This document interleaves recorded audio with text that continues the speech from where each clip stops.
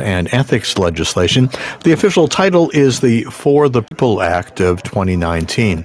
Congressman Jim McGovern of Massachusetts is the chair of the Rules Committee, and we expect this bill to move to the House floor for debate tomorrow, then debate scheduled to go on for the next few days, a final House vote expected on Friday morning. Live coverage now here on C-SPAN 3.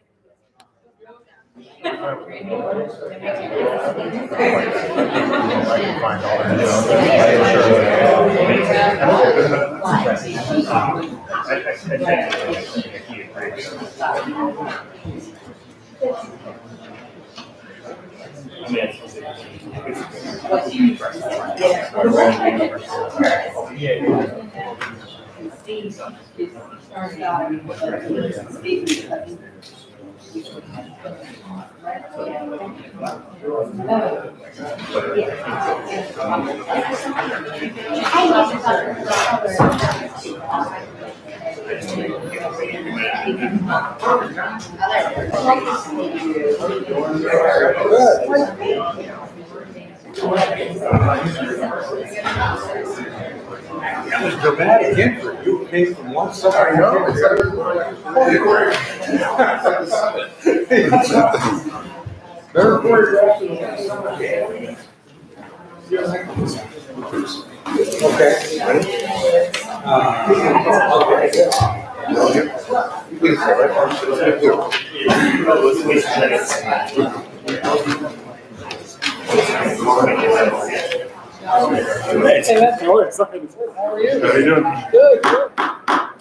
The Rules Committee will come to order. Today, this committee is considering H.R.1, the For the People Act. This legislation will finally address one of the most pernicious problems we face, the corrosive impacts of big money in our democracy.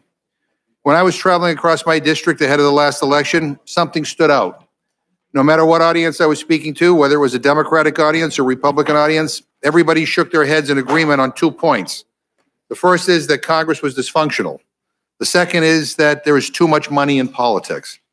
If polling is any indication, that sentiment is not just felt in my district. According to Pew, an astounding 75% of Americans have little or no confidence in elected officials to act in the best interest of the public.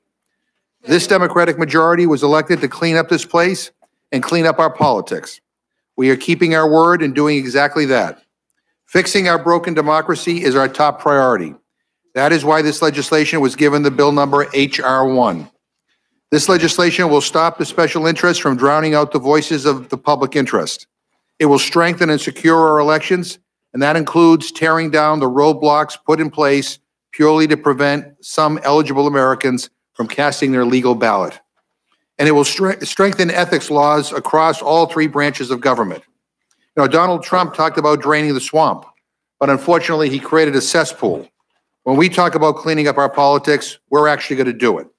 So this bill has already been the subject of 5 hearings that lasted more than 15 hours.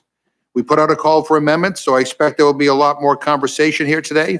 But before we hear from our distinguished witnesses, let me turn to our ranking member, Mr. Cole, for any comments that he wants to make.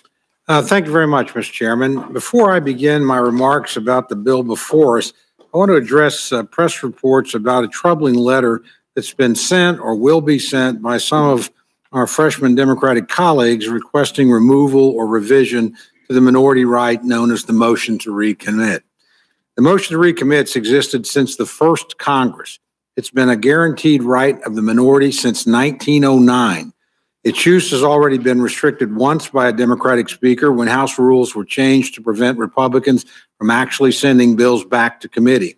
This restriction surfaced because Republicans were successful in passing MTRs during the 110th Congress. So in 2009, the rules were revised so that the minority could only instruct the committee to report the measure back, quote, forthwith, unquote, or immediately. Speaker Pelosi was quoted back then as saying, quote, when you can't win on policy, you always turn to process, unquote. And so here we are just 2 months into the new Democratic majority, which was touted to be about open debate with an issue about process. Make no mistake, Democrats are bothered by the fact that Republicans have successfully included good policy into 2 bills. Now they want to change the rules again. Put simply, this is an affront to this institution, and I would hope my good friend would be a voice for reason and ensure that we leave the MTR alone. While the letter is filled with troubling statements, let me respond to a few items so that the record's very clear on this. It says the MTR is used, quote, to derail legislation and, quote, poison debate and undermine legislation, unquote. I would submit both bills where the MTR was successful passed the House. H.R. 8 passed with 240 votes, H.J.Res 37 with 248 votes, 30 more than required for passage. 2, the letter complains that the MTR text is available, quote, only minutes before a vote. I would remind my friends that the majority controls when we vote and for how long we vote. You control the chair 100% and can postpone a vote or keep a vote open for as long as you need to whip your members against a policy and issues they would normally support. 3, finally, and maybe most troubling, it's the assertion in the letter that those that support an amendment must support final passage. Should I assume these freshman Democrats are also going to suggest a rule that if you support an amendment that passes, you must support the bill, regardless of what else is in the bill that your constituents elected you to oppose? Will we be expected to turn over our voting cards to the Speaker? I think the freshman members involved incorrectly assumed that being in the majority meant that they were would get their way on everything. As a majoritarian institution, you do have control over many things, but that doesn't mean that minority voices, including those in your own party, are completely stifled. It's not how the House was set up and not the way the MTR was worked for 110 years. It may be inconvenient for these new members, but rather than draft letters, perhaps they should brush up on the precedents of the House. I know my good friend, Chairman McGovern, is a reasonable voice in this debate, and I hope that he's able to convince his leaders that the institution suffers if the ideas of the minority are restricted even further. Thank you for that indulgence, Mr. Chairman. On the substance of this legislation, it probably will not come as a great surprise to you that I will be opposing the bill. Indeed, I think that this bill represents one of the biggest divides between what the majority is saying the bill does and what the bill actually does. I've seen actually during my time in Congress. At the press conference to introduce the bill, Speaker Pelosi said that, quote, restoring people's faith in government is really our agenda, unquote, with this bill. Sadly, I do not think that's the case. The agenda with this bill is not to restore faith in government. It's to preserve the current Democratic majority in the House of Representatives, to expand it, and to ensure that it's entrenched here for many terms to come. In each area this bill touches, the majority is attempting to change the rules of our elections and our politics to benefit them. It's an attempt to rewrite the voting laws, election laws, and campaign finance laws to fulfill one goal: to ensure the Democratic Party takes and keeps power. This bill accomplishes that goal by taking over powers normally reserved for the states and by imposing the will of Washington, D.C. on every state in the country. I will tell you, as a former Secretary of State, I can't imagine that any Secretary of State or Director of Elections would be in favor of this sort of federalization. The majority has said that they want to reform our current campaign finance system. In general, I think that's a valid goal. But instead of doing it in a way that actually fixes the system, the majority's proposal makes changes in a way that only benefits the Democratic Party. Even worse, the bill today would create a new taxpayer-funded campaign finance ATM, ensuring that certain candidates will receive large amounts of taxpayer dollars just for running a political campaign. If your goal is to fix campaign finance and level the playing field, throwing even more money into the system, especially taxpayer dollars, makes zero sense to me. The majority has said they're concerned about voter registration and voter access, and this bill does indeed propose changes to voter registration nationwide. But instead of doing it in a bipartisan, considered way that respects the authority of states to manage their own elections, the majority instead seeks to impose a massive overhaul from Washington, ensuring that one-size-fits-all approach would be imposed on the states. And by this point, it will not be surprising when I say that the changes the majority is proposing in their one-size-fits-all solution will be to the sole benefit of the Democratic Party, not to the people and not to the system. These are just two examples, but the entire bill is rife with provisions that only benefit the majority. Perhaps even more egregiously, the bill represents one of the largest and most damaging threats to free speech that we've seen in recent years. The limitations the bill would impose on free speech, especially free speech during campaigns, are so egregious that even the American Civil Liberties Union opposes this bill. I would like to submit for the record, Mr. Chairman, from the ACLU, their letter opposing H.R.1. Without objection. I would also like to submit for the record a letter from the Oklahoma State Election Board opposing H.R.1. Without objection. Thank you, Mr. Chairman. Mr. Chairman, while I appreciate the majority claims is the intent of this, what the majority claims is the intent of this legislation, I do not think the majority's rhetoric is matching the facts. The proposals contained in this bill would fundamentally change our elections and our campaign finance system. Instead of fixing the problems, it's a naked and brazen attempt to rig the system in a way that will benefit the Democratic Party and keep it in power for many years to come. For these reasons, I will be opposing the bill. Thank you, Mr. Chairman. Well, thank you very much, Mr. Cole, and I thank you for your statement. We disagree very strongly, obviously, on the bill. Let me just say, in regard to your opening remarks, we have not received a letter yet from anybody on the MTR, but we will certainly continue this conversation. With that, Chairperson Lofgren and Ranking Member Davis, we are delighted that you are here. Anything that you brought in writing will be, without objection, entered into the record. I now recognize the gentlewoman from California, Ms. Lofgren, for any opening remarks. Thank you, Chairman McGovern and Ranking Member Cole, for the opportunity to testify this evening about H.R.1, the For the People Act of 2019. I respectfully ask that the Rules Committee report a structured rule for consideration of H.R.1. This innovative legislation will advance our democracy's goal of open, responsive, and representative government. It comes to the Rules Committee, as the chairman has pointed out, after 15 hours of testimony in 5 different committees of the House, including the Committee on House Administration. This has been an open and inclusive process with many stakeholders at the table. Many of the proposals in H.R.1 have been championed for years by our colleagues, and I'm pleased that we're now moving forward to the full House for their consideration. H.R.1 is critically important at this juncture in our history.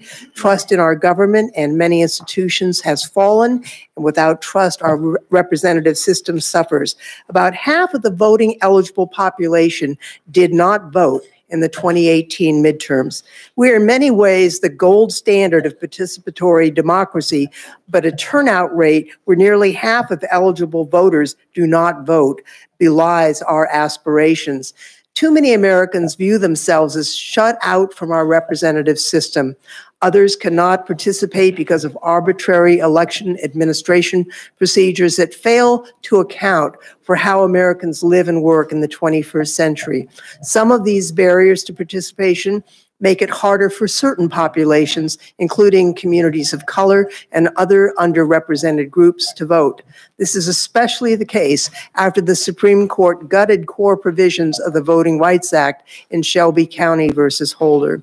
Meanwhile, the Supreme Court's Citizens United decision has further empowered wealthy special interests and ushered in nearly $1 billion in dark money from undisclosed sources since 2010, even though the court affirmed the importance of disclosure by a vote of 8-1 in that decision. H.R.1 reverses course and strengthens our democracy. It makes it easier and more convenient for all eligible Americans to vote. It offers solutions to the dominance of big money in politics, and it ensures that public officials work in the public interest. The bill will lower barriers to voting for all eligible Americans, save costs, bolster the integrity of election administration, and, for example, it will modernize voter registration systems by enabling automatic voter registration and same-day voter registration, take advantage of technology to ensure that all Americans can register and update their voter registration status online. Automatic voter registration alone may bring up to 50 million new eligible voters onto the rolls. It makes improvements to ensure ballot access for voters with disabilities, as well as our overseas and military voters, and it ensures early voting for at least 15 days and will require states to use voter-verified paper ballots. This is a common-sense safeguard to cybersecurity threats, especially after the 2016 election showed vulnerabilities in our systems. H.R.1 will reform redistricting to ensure fairness in the process, guard against partisanship, and respect communities of interest. The legislation will shine a light on dark secret money that influences campaigns and protect everyone's right to know who is influencing their votes and their views. It provides an alternative but voluntary system for candidates to finance their campaigns by empowering small dollar contributors. And I would note that in the manager's amendment, we have provided that there is no taxpayer money involved in these financial systems. It is all fines. So to some extent, it's the bad guys funding a good system. H.R.1 is going to strengthen high ethical standards. It's going to boost confidence in self-government. You know, our democracy is resilient, and it requires our continued work to ensure that it lives up to its promise. H.R.1 is a major comprehensive step forward, and I look forward to its consideration by our colleagues and to any questions that you may have. Thank you, Mr. Chairman and Mr. Cole. Thank you very much. I want to thank the gentleman from California for her testimony. It's now my pleasure to welcome my good friend, Mr. Davis, who is the ranking member of the committee, to offer his words of wisdom. Well, thank you, Mr. Chairman, and great to see you here. And Mr. Ranking Member, thank you very much. And to all our colleagues who are on this Rules Committee, it's a pleasure to be here. And I've said before, the greatest threat to our nation's election system is actually partisanship. During our committee markup of H.R.1 last week, we considered 28 amendments offered by the House administration Republicans, and not a single one was adopted. Some of the amendments offered would have removed provisions that misuse taxpayer dollars, take power away from states, and potentially weaponize the Federal Election Commission. Make no mistake, H.R.1 was developed to serve the special interest of Democrats and the outside organizations that support the Democratic Party. We are failing the people if we don't do our due diligence to create a bipartisan election reform that will protect each American voter. H.R.1 is legislation that violates a citizen's basic free speech rights under the First Amendment. By proposing to limit free speech and imposing vague standards that disadvantage all groups who wish to advocate on behalf of any legislative issue. Don't take my word for it. The not traditionally Republican American Civil Liberties Union expressed similar concerns, saying there are provisions that unconstitutionally impinge on the free speech rights of American citizens and public interest organizations. H.R.1 also overreaches our Constitution by taking power away from states that decide how their elections should be administered. States that know their residents' election needs much better than people sitting in concrete buildings as part of the federal bureaucracy out here in Washington, D.C. H.R.1 forces a federally mandated one-size-fits-all approach that will be costly and ineffective. This bill also disregards safeguards upon implementing many new voter registration and voting practices. Listen, Congress should absolutely be in favor of increasing access to the polls. However, without adding the necessary checks and balances to ensure that these accesses are protected, we are opening the door for fraud in our election system. A few fraudulent votes can change the outcome of a single election, something I can personally attest to. When you live in a competitive district like I do, every single vote makes a difference between winning and losing, including any voting irregularities. If we pass the new voter registration practices in H.R.1 without creating safeguards around these practices to ensure we eliminate the possibility of fraudulent voting, we risk taking away the choice of the American people who voted ethically. It's another way H.R.1 could take away the voice of each American voter. In the case of Reynolds versus Sims, the Supreme Court stated the right of suffrage can be denied by a debasement or dilution of the weight of a citizen's vote just as effectively as by wholly prohibiting the free exercise of the franchise. H.R.1 dilutes the vote of every American by not allowing states the tools they need and have asked for to maintain their voter rolls. When H.R. 1 was introduced, it was referred to 10 House committees who were each designated to have jurisdiction over areas of the legislation. Out of those 10, only 5 committees have held hearings on H.R. 1, and out of those 5, only the smallest committee in the House, the Committee on House Administration, has held a markup. Now here we are in rules for consideration before a vote on the House floor this week. The hearing we had in House Administration was 2 panels, and I, as the ranking member of that committee, got a total of 15 minutes of question and answer to ask the panel. Our witness, the Secretary of State from the state of Washington, was the only election official out of all of the hearings by every committee before this bill was brought to you today that had somebody like Mr. Cole mentioned that would be impacted personally and professionally by this bill. So the reason this committee is considering also so many amendments is because regular order was not followed by the committees as we were promised if there was a change in leadership in the House of Representatives. My colleagues across the aisle insist that H.R. 1 is their serious effort for election reform, yet the development of H.R. 1 has been a rushed process that has not offered many members and committees due consideration of this legislation before forcing a vote in the House. And I will remind my colleagues, this bill started out as 571 pages and is now 622 pages. We just recently received the CBO score of H.R. 1, which egregiously underestimated H.R. 1's cost to taxpayers by conveniently leaving out many of the legislation's most expensive provisions. H.R. 1's campaign match provision is an outrageous cost to the American taxpayers.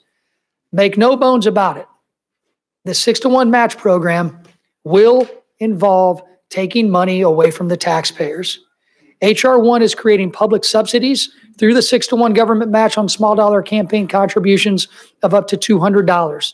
For every $200, the federal government will pay $1,200 of taxpayer money to a politician's campaign. That's each and every member of Congress's campaign. If H.R. 1 goes into effect, congressional candidates like all of us could potentially receive $4.3 million of taxpayer funding to fund their campaigns. In my race alone in 2018, using the formula that was in place for the 6-to-1 match, my opponent and I would have split over $6 million in an already saturated market. Despite the fact that the majority has deemed this provision not to cost the taxpayers any money, I respectfully disagree that it won't. Provisions like this one do not belong in any campaign finance or election reforms. Election reform should be bipartisan and not serving the interest of every member of Congress and every congressional candidate in the nation. I don't know anyone who has ever come up to me and has said, we need to have taxpayers funding congressional campaigns to put more money into congressional candidates. I thought the idea of H.R. 1 was to actually get money out of politics, not increase our campaign coffers. I hope my colleagues on this panel will thoughtfully consider amending H.R. 1 so that we may put forth legislation that's meant to truly serve the people. Every American's vote should be counted and should be protected. I yield back. Thank you very much. And let me just say for the record, I think this has been actually a very good process from what I've been able to observe. This bill had not one, but it had 5 hearings, totaling more than 15 hours as we listened to testimony from 19 expert witnesses. I should point out in contrast, when you had H.R. 1, when my Republican friends were in charge, which showered tax benefits on the wealthiest individuals in this country. You know how many hearings you had? 0. None. And there were 0 expert witnesses who testified on that legislation. And by the way, that bill cost the taxpayers at least $1.5 trillion. This bill costs nothing. And House Administration, unless I'm mistaken, the Committee of Jurisdiction held a markup. You're the primary committee. And I should point out that when my Republican friends were in charge and you did your financial deregulation bill last year, it was H.R. 10. It was roughly the same length as this bill, about 600 pages. Both bills were referred to a similar number of committees, and both were referred to oversight. In both instances, the primary committee of jurisdiction marked up the bill. For H.R. 1, that was House Administration. For H.R. 10, it was Financial Services. The committee processes were incredibly similar, and you voted for H.R. 10. I don't recall the outrage over that process when your party was in the majority. And I'll also note that the Republican rule for H.R. 10 blocked all Democratic amendments. I just want to, I point that out to kind of put everything in perspective here. And I just want to remind my colleagues that why we're here. We're here to end the dominance of big money in our politics. We're here to protect the right to vote for every American. And we're here to protect the integrity of our elections and crack down on corruption. And I think most Americans, Democrats, Republicans, and Independents all share that goal. So with that, I yield to my colleague, Mr. Hastings. With that, I yield to my colleague from Oklahoma, Mr. Cole. Thank you very much, Mr. Chairman. I appreciate that. Got a series of questions, Ms. Loughran, if I may. When was H.R. 1 actually introduced? I don't have the date, I'm sorry. I think it was January 3rd, so it hasn't been out there very long in a form that anybody could look at it. You mentioned how many committees was it referred to? It was referred to, let's see, I think 4 committees, was it? I think 5. And which committee held the markup? Only one, as I recall. Correct. The Committee of Prime Jurisdiction, the House Administration Committee. Just out of curiosity, anybody on that committee, and these are all members I frankly admire and hold in high regard. So anybody on that committee ever been an election official? Well, I oversaw elections as part of the Board of Supervisors in local government. Okay. But anybody actually administer a state system? I don't believe any of the members are former secretaries of state. I've reviewed the bill that was reported out of the markup. Yet the legislation we're considering today, there's an additional 175 pages of legislative text. Is that because this is legislation outside your committee's jurisdiction that you could not mark up? Mainly. For example, we, during the markup, during the hearing, our friends across the aisle were very critical of the idea of taxpayer-funded for the pilot program and for the small donor optional program. And we heard them. So what we did at markup was to say that we are going to develop a Freedom from Influence fund that would be the sole and only source for these programs. And we adopted an amendment saying that no appropriated funds could be put in this fund, and that no funds could flow to these programs in excess of the amount in the fund.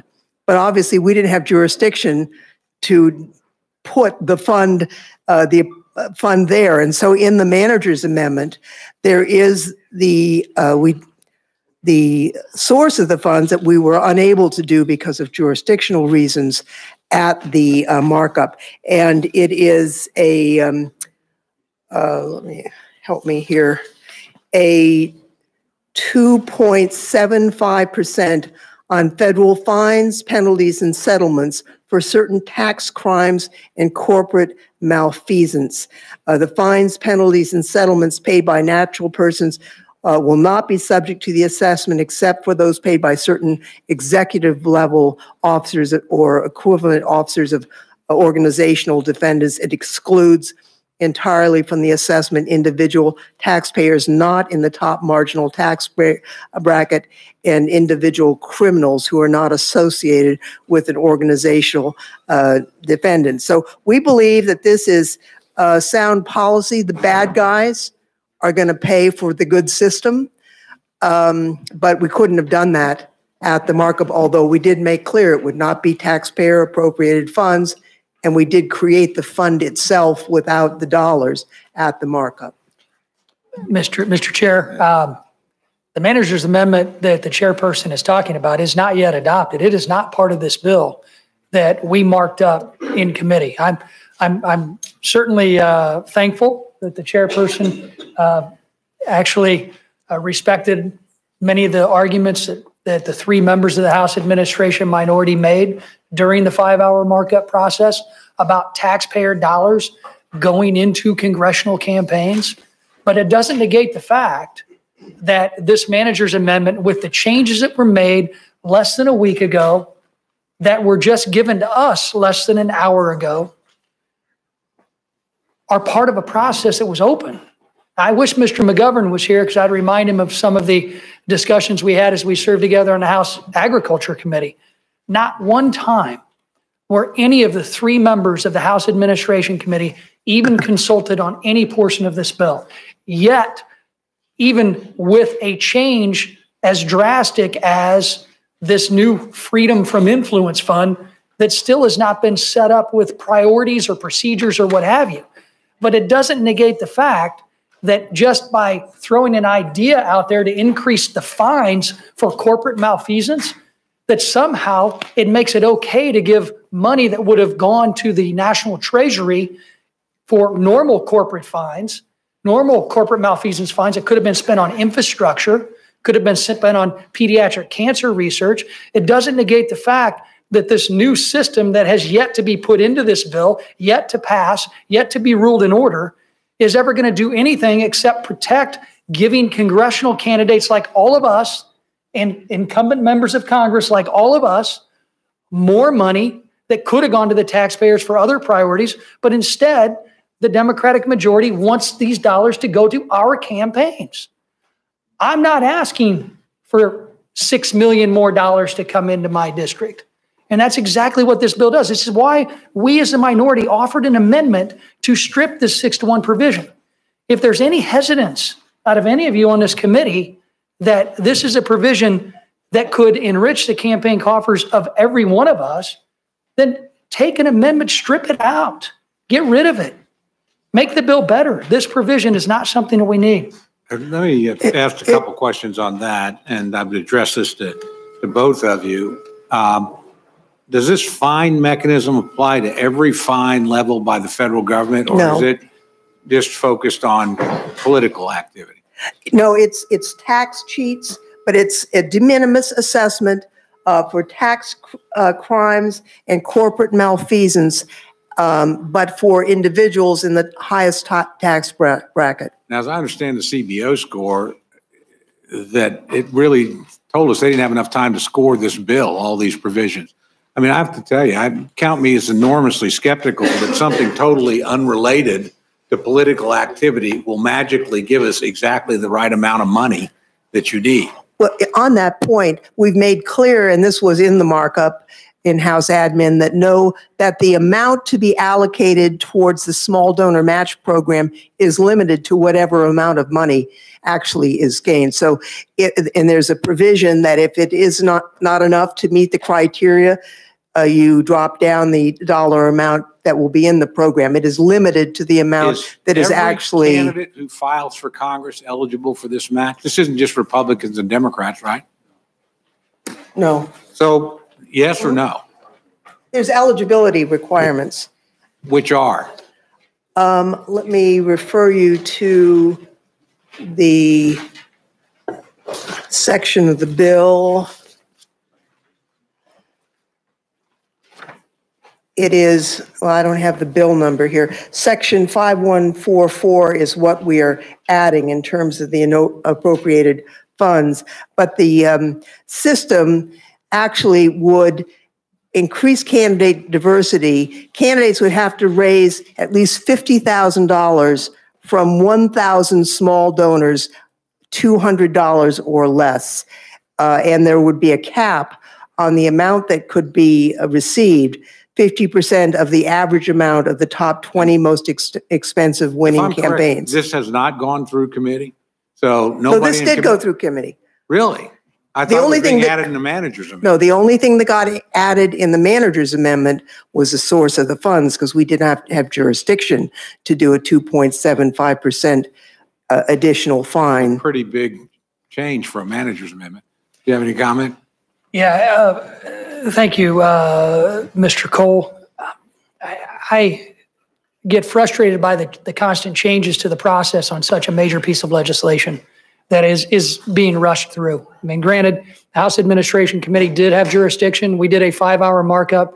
In that markup, I was hopeful from comments from Chairperson Lofgren that other committees would also mark up this piece of legislation. But to now be told that a new fund is going to be created and we don't have jurisdiction over that, that just shows that we need more markups. We need other committees of jurisdiction to take advantage of this. But I would ask, you know, based on the comments of Chairperson Lofgren, Mr. Cole, I don't know if you know this, but I endorsed a Democrat for election in November of 2018. My friend, Democrat Dan Lipinski out of Chicago. Why? Not just because he's my friend, which he is, but a neo-Nazi, an avowed neo-Nazi, was running against Mr. Lipinski. Under the plan that is being put forth, his opponent, an avowed neo-Nazi, could have been eligible for government taxpayer dollars to be able to go into his campaign. Would have been eligible for this 6-to-1 match. I don't think that's what the majority intends, but that's exactly what the majority is going to get. With all due respect to my friends on the committee, again, who I admire, I will just tell you, this legislation changes every state's electoral system in America. So telling me a 5-hour markup and 15 hours worth of hearings where we had exactly one state official come and testify and no people serving, you know, with serious background in this area, that is an extraordinary rush to judgment. I know how the people in my state feel about it, at least how the election officials feel about it, so I submitted a record. Let me ask you a couple other things, if I may. In response to your first question, Absolutely. I would note another thing that the manager's amendment, we heard complaints from our friends across the aisle about the Election Day holiday for federal employees. That was not in the jurisdiction. The way we did the markup, we marked off the elements that were not within our jurisdiction. Most of it was, but this was not. So the manager's amendment strikes that federal election holiday as recommended by the minority. Well, that's great, but there's 175 pages of this bill that weren't marked up by anybody because you didn't have the jurisdiction. And certainly the minority didn't participate in the manager's amendment. Mr. Cole, we didn't participate in any crafting of this legislation, nor were we asked. Okay. Well, Ms. Lofgren, if I may, do you know, and you may not, did Speaker Pelosi direct other committee chairmen not to hold markups on H.R.1? I don't know. Well, just for the record, Mr. Chairman, I want to submit a number of ranking members have asked that their committee chairman to hold hearings or markups on this important piece of legislation. And I want to ask unanimous consent to insert in the record a letter from Ranking Member Jordan requesting a markup on H.R.1. Request, thank you very much, was ignored by the Speaker and Chairman Cummings. And also a letter from Ranking Member Walden, request for a sequential referral to H.R.1, which was ignored by the Speaker. Without objection. Thank you. This highlights the rushed process undertaken by the majority. There's not even time to adjudicate whether Energy and Commerce Committee even had jurisdiction in this matter. Mr. Davis, as the primary committee of jurisdiction over this legislation, I imagine you must have, again, had hours of testimony and debate in crafting the legislation. You think you had adequate time to consider the bill and discuss the witnesses and stakeholders? Absolutely not. This bill obviously was written by members of the majority along with outside organizations that were credited during the initial press conference when this bill was introduced just days after we were all sworn into this Congress. It's very interesting for a majority that supposedly came in for more openness, more transparency, and more bipartisanship. H.R.1 was not, we as committee members were not afforded any opportunity to participate in the process until we had the 5-hour markup in the Committee on House Administration. And I am very thankful that that we made good points during that markup and that Chairperson Lofgren has decided to make some changes, but I certainly wish that the members of the House Administration Committee would have adopted our amendments to make those changes better. But the key point is we've got to get back to the drawing board on this. Yes, Mr. Davis, how many amendments did your members, Republican members, offer? Initially 37, we combined a few and officially did 28. Ms. Lofgren, my understanding is the markup is that the only 2 Democratic amendments offered were the amendment in the nature of a substitute and a technical amendment, both sponsored by you. Correct. No other Democrat had a single idea in committee to offer as an amendment? Well, there were no other amendments. And I will say this, ordinarily, a bill is introduced by a member, and that was done in this case by Mr. Sarbanes. He has a number of co-sponsors.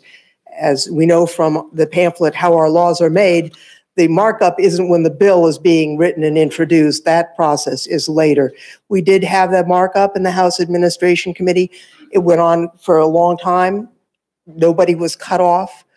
Amendments were offered, and we didn't agree with them because most of them were to eliminate big sections of the bill that we agreed with. At one point, I even said, if you had better amendments, we accept them. We just have a disagreement on what we should do here, and that's why we were unable to agree to the amendments. I have to tell you, I'm astonished. The 600-page bill that changes the election system in every state in America, there wasn't a single Democratic amendment. I mean, it's mind-blowing to me. I mean, I've never seen anything like it. Well, I think there are a number that are being offered here this evening, so. Well, that will be interesting. I'm sure we'll have a late night. It'd be a whole lot better if the Committee of Jurisdiction and supposedly expertise were making those decisions rather than us. I have to tell you, Mr. Chairman, I'm very disappointed in the process. I think we can and should do better. And you've rightly pointed out in instances where we've come up short. I think this is one that you're going to look back on as legislators, my friends on the other side of the aisle, and look back and really regret this process. You're going to go home and talk to your secretaries of state and your supervisors of elections, and they're going to ask you why you didn't call them, or why you didn't get it to them, or why didn't you talk to them. I'm very glad mine took the initiative all on its own to send me what their concerns were. I didn't contact them, but they certainly made sure they had a big concern about it.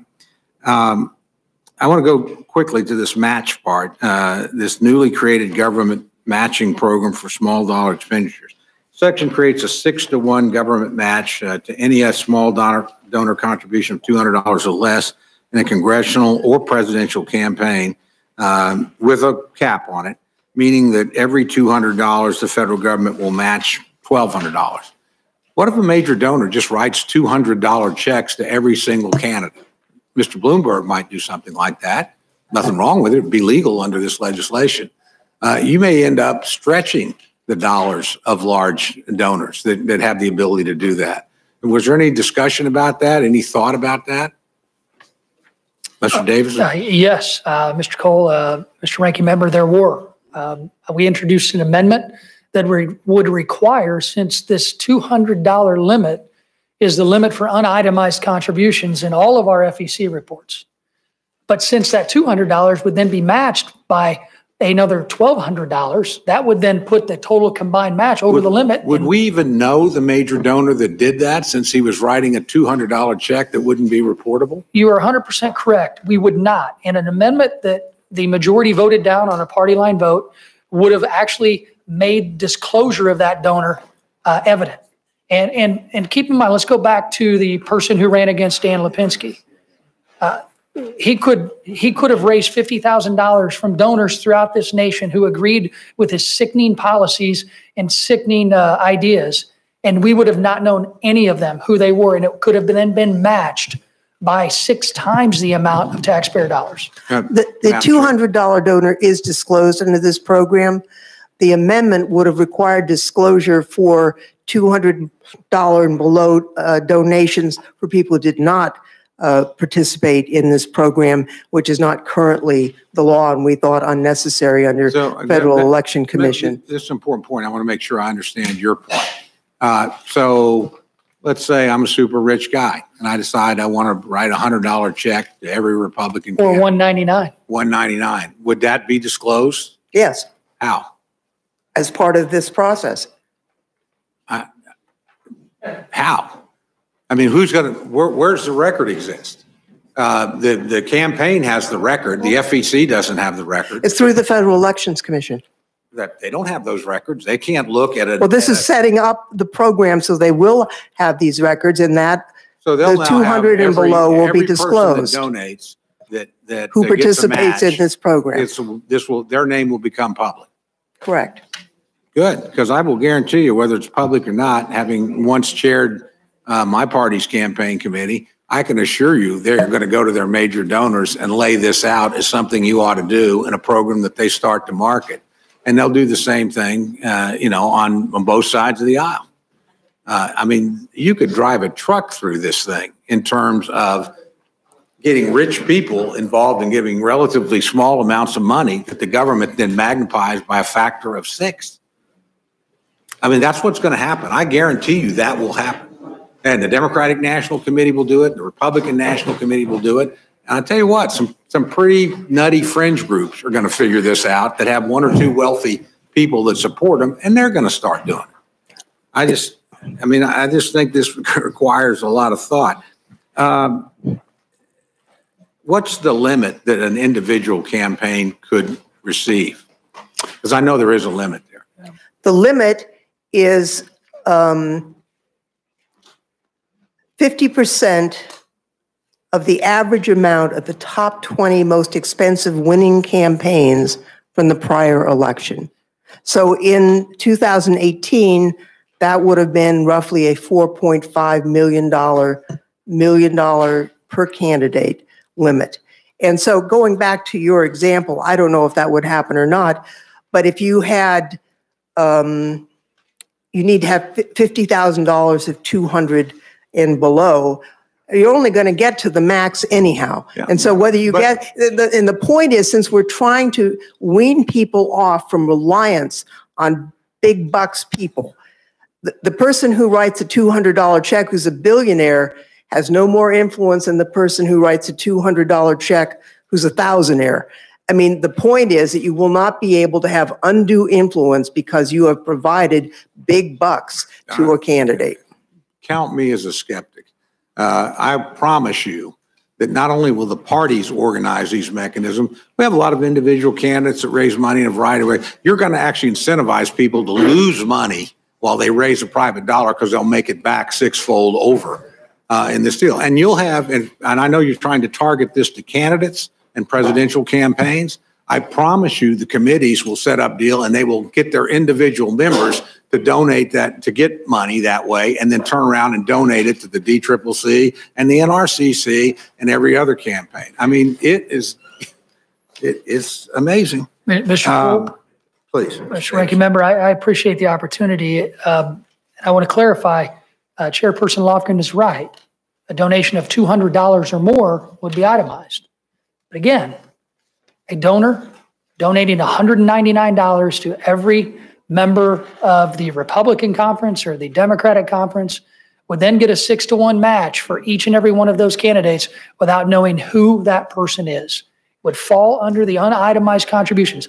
The amendment we tried to pass in committee would have made sure that if they were going to be matched by taxpayer dollars, they're going to be matched by the 6-to-1 program, that we would know who they are, which I think should be the intention of election reform and should be the intention of campaign finance reform. The biggest frustration I have right now is Chairperson Lofgren admitted that we made some good points that this 6-to-1 program is needed to be revised. But the revision is to now create a new account that's going to be funded by corporate malfeasance. So in the end, the idea of rushing a 571-page bill, now 622-page bill, to get money out of politics is now a solution that's going to put more corporate money into our campaign coffers. I don't think that's the intention, but that's the result.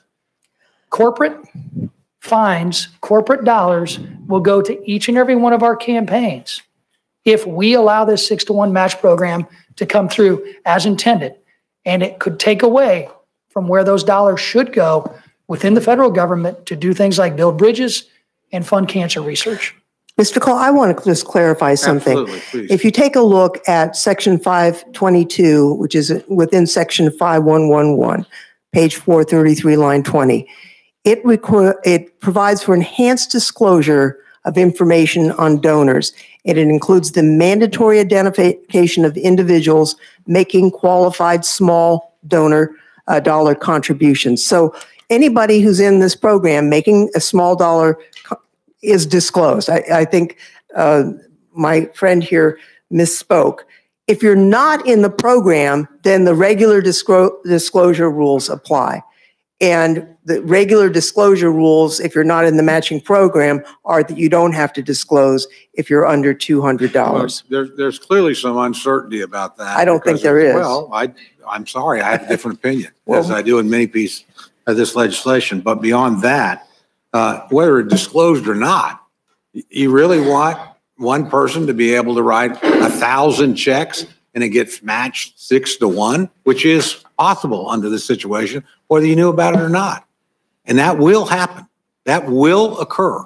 That's not, that's not a projection. It's not even just a prediction. It's pretty near certainty in the way politics work. Mr. Davis, I have another question here. Sometimes things that aren't in a bill are as important as things that are. Current law prohibits the government from requiring disclosure of political contributions as part of the bid to get a government contract. I've got some familiarity with this issue as I authored the rider on the appropriations bill in 2011, which became law. I have strong concerns that H.R.1 that repeals this provision. It's human nature that this information will influence the decision, regardless of what the law requires, what a contracting officer is required to do. If we're interested in enshrining a pay-for-play culture as part of the contracting process, this doesn't. Nobody should have to reveal their political contributions when they're bidding on a government contract. Why are we taking that out of law? I don't know why. Again, it's another problem with this mammoth piece of legislation, Mr. Ranking Member. I appreciate your concern because, as I think all of us have seen, there's been numerous instances of what we would consider corporate bullying. There's no one that should not be able to bid for tax dollars to be able to participate in a federal contracting opportunity. Just because they may have supported one candidate or the other should not disqualify him or her or their company. I do, if you give me a second, I want to go back to what Chairperson Lofgren said about the disclosure requirements.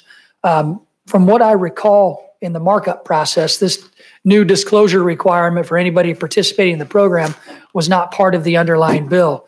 And since I just received the manager's amendment less than an hour and a half ago, it's another instance of the majority trying. No, it was part of the underlying. Well, it's another instance as to why this bill is being rushed through to send a message, but instead it's going to have a drastic and dramatic effect on the way campaigns are financed for every member of Congress.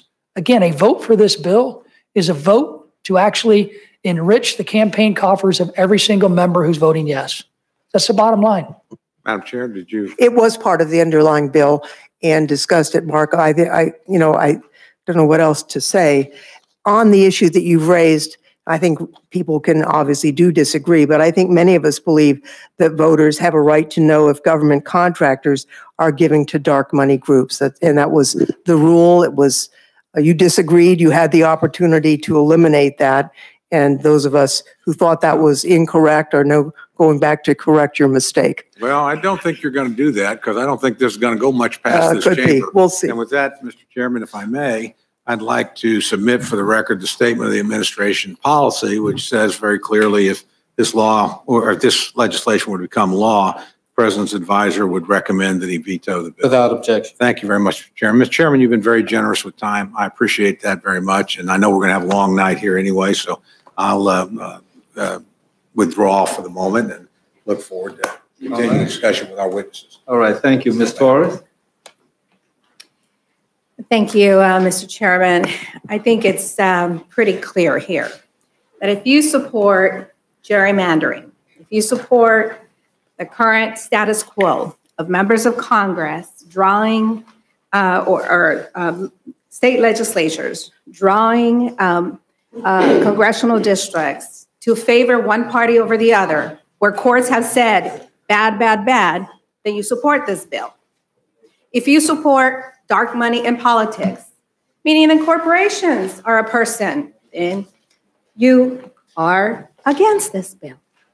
If you support shutting down polling places for the purpose of keeping people that look like me from voting, African-American people from voting, then of course you are against this bill. Of course you are. You know what? It is about time that Congress support common sense, comprehensive reforms to protect voting rights and crack down on corruption. We watched foreign powers shamelessly attempt to interfere in and influence our elections. Unlike California, many states have enacted restrictive voter ID laws that target minorities and limit access to the ballot box. And in some races, Americans aren't choosing their elected officials, politicians who have rigged the system and gerrymandered their districts are choosing their voters. Imagine that. Us choosing our voters versus our voters choosing us. H.R.1 is a commendable step to restoring America's faith in our democracy. This legislation enhances election security, increases transparency, and safeguards voting rights. And I'm proud to co-sponsor Congresswoman Spanberger's amendment that will inform Congress and state election officials of security threats before a general election. To keep our government truly representative, I also co-sponsor Congressman Dean Phillips' amendment to ensure that the Federal Election Commission's Blue Ribbon Advisory Panel consists of individuals from different political parties in diverse gender and ethnic backgrounds. So, to be clear on the issue that was being debated earlier, you have to be a willing participant for this process that is being introduced. Let me find my note here.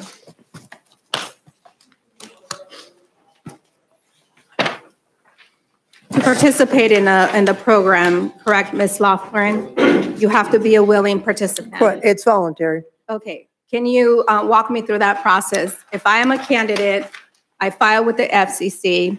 You have to, Or FEC, Federal Elections Commission. Federal Elections Commission, you have to raise at least $50,000 from contributions. But I have to sign that I Correct. will limit myself to these Right. expenditures. That's right. And I will honestly disclose who is donating money to my campaign. Correct. And the match goes into play when you've reached your 50,000 threshold and is limited to the amount of money actually collected in this fund that we're doing through corporate misconduct. So And if I don't want to participate in this process, and I choose not to disclose all my donors, can I do that? well, you still have to live within the current With FEC current, rules, correct? But I could have my cake and eat it too, right? Well, Meaning it's I could participate in this. you could or not. Or not. It's the candidate's choice. And I think I don't want to speak. I think Mr. Sarbanes will be here if he's not here now. And this was really his vision. But I think the motivation is that if you're going to do a public financing provision, you have to have some hope that will raise enough money to actually be competitive, which was why the 6-to-1 match was included. We heard very clearly the objection from our friends on the other side of the aisle about the possibility of taxpayer money doing that, and that's why we changed that in the markup and then created this fund through an additional assessment on corporate wrongdoers. So how does this bill, moving on to the next subject, how does this bill address partisan gerrymandering and promote election integrity? Well, it does, it creates using the jurisdiction found in Article 1, Section 4 of our Constitution, it allows for federal redistricting requires independent citizen commissions do the redistricting. There's a whole long section to make sure that the people who are selected are not partisans, and provides for rules that they must follow in doing the redistricting. So it's not partisan, making sure that we've elevated voting rights issues, because we want to make sure that this does not result in discriminatory districts, but also respecting, after we're assured of that on that point, that communities of interest have been respected. There is a provision that allows, if there's misconduct, for recourse to the federal courts for correction at several stages. So I think it's a citizens redistricting commission, similar to what we have in California, correct? Okay, which was the freight the Democrats paid to the Republicans in California when we needed a vote for the budget. That's correct. And we had a $15 billion deficit. And unfortunately, it didn't quite work out as Republicans wanted. So then later they sued. Well, I'll just say this, when parties have a chance, they use the redistricting process to their advantage. Both parties do it. The Democrats do it when they control the legislature. The Republicans do it when they control the legislature. Nobody's hands are completely clean on this. And I just think it's way better for the voters to choose their elected officials than the elected officials to choose the voters. I'll be honest, and this is, known, when the measure in California was on the ballot, I had qualms. I wasn't for it. I thought, why should California give up their advantage? They're a blue state, until every state does it. I'll tell you this, I was wrong. The voters were right. The thing works in an apolitical way, just the way it should. And we want to make sure that every voter in America has the equivalent right to select their own representative to Congress. That's really why the Article 1, Section 4 authority is there, for us to make sure that all Americans are treated equally in terms of redistricting, access to the ballot, opportunity to exercise the franchise as an American citizen. How will this bill fix the problem created in North Carolina, the voter fraud issue? Well, first off, I want to thank you for your comments on redistricting. I certainly am supportive of the provisions that are in this bill when it comes to redistricting, and I certainly would like your assistance and also Chairperson Lofgren's in convincing our colleagues from your side of the aisle, from Illinois, to maybe go along with redistricting reform. That's one that I've mentioned during the hearing, and the one hearing we had, and during the markup process. So we can work together on that in the future. How does this fix what happened in North Carolina? The bill doesn't. And that was an amendment that we offered, Ms. Torres. We offered an amendment to outlaw ballot harvesting, because we've seen where it is illegal in North Carolina, somebody took advantage of that and could possibly go to jail. That's why we introduced the amendment that was voted down on party lines. And unless it's part of a manager's amendment I haven't had a chance to go through, I'm assuming that's still the case, that ballot harvesting will still be legal nationwide when we've already seen the fraud that can be committed. If I may, on that point, it's ironic that in North Carolina, you can't let another person who's not your immediate family take your ballot to the poll for you. Well, if you're an isolated elderly person, you may not have a family member available to do that. But that's against the law, and that's where this apparent really serious misconduct occurred. In contrast, in California, it is perfectly legal for an isolated elderly person to give that ballot to their next door neighbor if they want, have them take it to the poll, and yet there have been no credible allegations of misconduct relative to that. So the remedy that was proposed at committee was the one that existed in North Carolina where the fraud occurred. Obviously, that was not workable in North Carolina. It's because there was fraud. There was a crime, I believe. We'll find out, when the court proceedings continue, but it sure looks pretty serious. How will this bill fix the problem in Georgia, disenfranchising voters? shutting down or relocating at the very last minute polling locations? Well, it provides for requirements on where polls should be, as well as for notification. But the real answer is ample early voting and no excuse vote by mail, so that even if a poll is inconvenient, you're going to have opportunities to vote for at least 15 days prior to the election. No excuse vote by mail, so that, a lot of people on election day, if they're working till 9 and the polls close at 8, you're not going to get there in time. But if you can have your vote by mail prior to that, you've solved the problem. Thank you, and I'll yield back. Thank you. Mr. Woodall?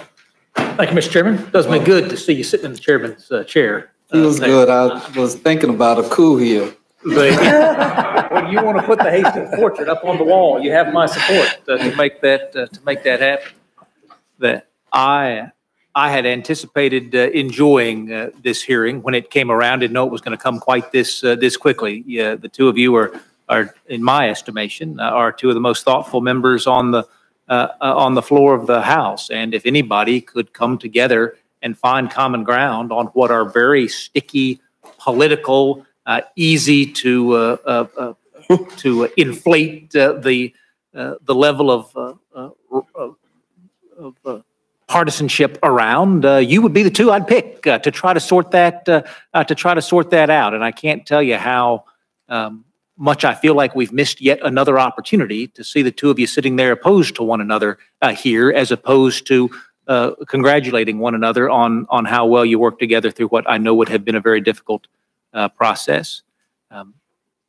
My friend from California, Ms. Torres, referenced race as why folks would oppose this bill. I find that evidence that we have reached that heightened politicized area. I don't think, in fact, I think the ranking member closed with wanting to, I wrote it down, Mr. Davis, I don't want to misquote you.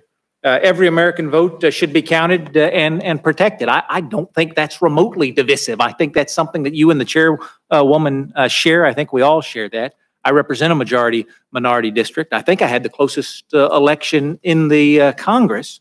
And starting at election night, as the reporters called, I said, I'm not worried about a thing, because I know the Democrats on our election board and I know the Republicans on our election board, and they would sooner cut off their hand than be involved in any sort of shenanigans around here. I don't know how the vote's going to go, but however it goes, I'm prepared to live with it, because I know these people. We're in a community together, and we count on one another. I know every community is not that fortunate, and so I very much appreciate the effort to try to give everyone else the confidence that I have in the election process in Georgia. But I am struck by the rush on something that is so serious and something that could be so bipartisan. Help me. I've looked at the section that you've referenced, Ms. Lofgren, and it appears to read exactly as you said it does: enhanced disclosure information on donors, mandatory identification of individuals for small donors. But there was an amendment that was offered by Republicans in the markup to do exactly that. How can it be that we're in the Rules Committee days later talking about what was really fundamental and apparently a shared value, and that doesn't come out in a committee hearing that folks are on the same page on this issue? I can't understand how a Republican amendment to do exactly this gets rejected. And folks would say it gets rejected because it doesn't do this. I'm just, how legislative drafting goes. What I'm looking at just says insert here. I can't tell what section it gets inserted in. I don't know if it does it or not, but I did want to clarify one thing. What it does say is each authorized committee of a participating candidate under this title shall elect to include in their reports these identifications. I've never seen that before. Shall elect. Either you shall or either you may elect, but I've never seen shall elect before. I don't know what that means, and if that's a part of the challenge here. Well, as we know, we have Ledge Counsel who does these wonderful things, so I don't want to speak for them, but it's our understanding that this is mandatory. Okay. Mr. Woodall, maybe the confusion you have is the reason why Ledge Council allowed us to draft an amendment doing just that. Maybe they were confused too. It is important. I've seen those candidates, and I don't want to offend any of my colleagues here who engage in that kind of campaigning, but those folks who spend $5 million in direct mail so they can raise $100,000. They chew through every dollar that they raise from that little old lady who believed in them, and they just plow it back in. I can imagine that kind of harvesting. There's a cap on what I can receive back in matching, and that cap is $1 million. It's 50% of the top 20 winning candidates in the election prior, what was spent. In the case of 2018, Mr. Woodall, then you would have been able to receive $4.5 million. Wow. So it does encourage folks to do those mail campaigns where they're not raising any money at all, but they're bringing in contributions that they're spending directly because now the government's going to give me a six-time match. I just ran the most expensive election of my 5 cycles and spent just over $1 million. But I have consistently been the one who has more small dollar contributions than anyone else in the election. That's how I won my primary to begin with. You're saying that I would now be running $5 million races because there'd be this free money that the government is sending my direction. I don't know how that's going to advantage the people of the 7th District, but I'll wait to see. Ms. Loft, let me ask you about CBO scores because I serve on the Budget Committee, and I know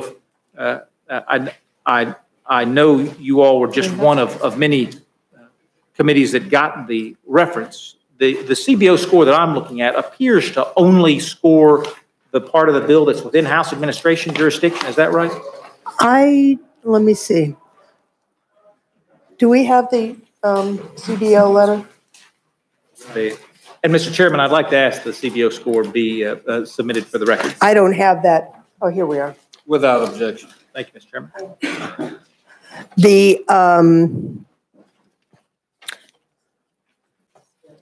No, I think it scored the entire bill. It's just as reported by the committee. Well, were you all able to report all the titles that were not in your jurisdiction? I would guess those were stripped out. Good point. Good point. We'll have to clarify that for you. Because that is the clarity I was looking for. Had it been scored as it was drafted, then correct. Then we would have gotten everything. But scored as reported, we're only getting your slice of the pie. And my reading of the CBO report says that's $2.4 billion over 5 years. Your slice of the pie. I think that's correct. But I do believe that in the manager's amendment that we will offer, we have proposed some changes on the authorization for some of the grants so that it would be subject to appropriations instead of, and that we've shared that with CBO, whether they will actually be able to give us a report or not. We will have to hear from them. Now that's $2.4 billion subject to appropriation. Is there anything in here about changing budget caps, or that's all getting stuffed? That's $2.4 billion stuffed under the current budget caps, so it's going to have to come from other priorities. We're not making any headroom to spend this money. We're going to have to take it from somewhere else. I don't know the answer to that, sir. I'll have to get back to you on that. So if I have the one CBO report that has the House Administration section, because you all have studied the bill in ways that I have not, do you know what the Judiciary Committee's estimated cost is, their section of the bill? They didn't have much, and I don't think that there would be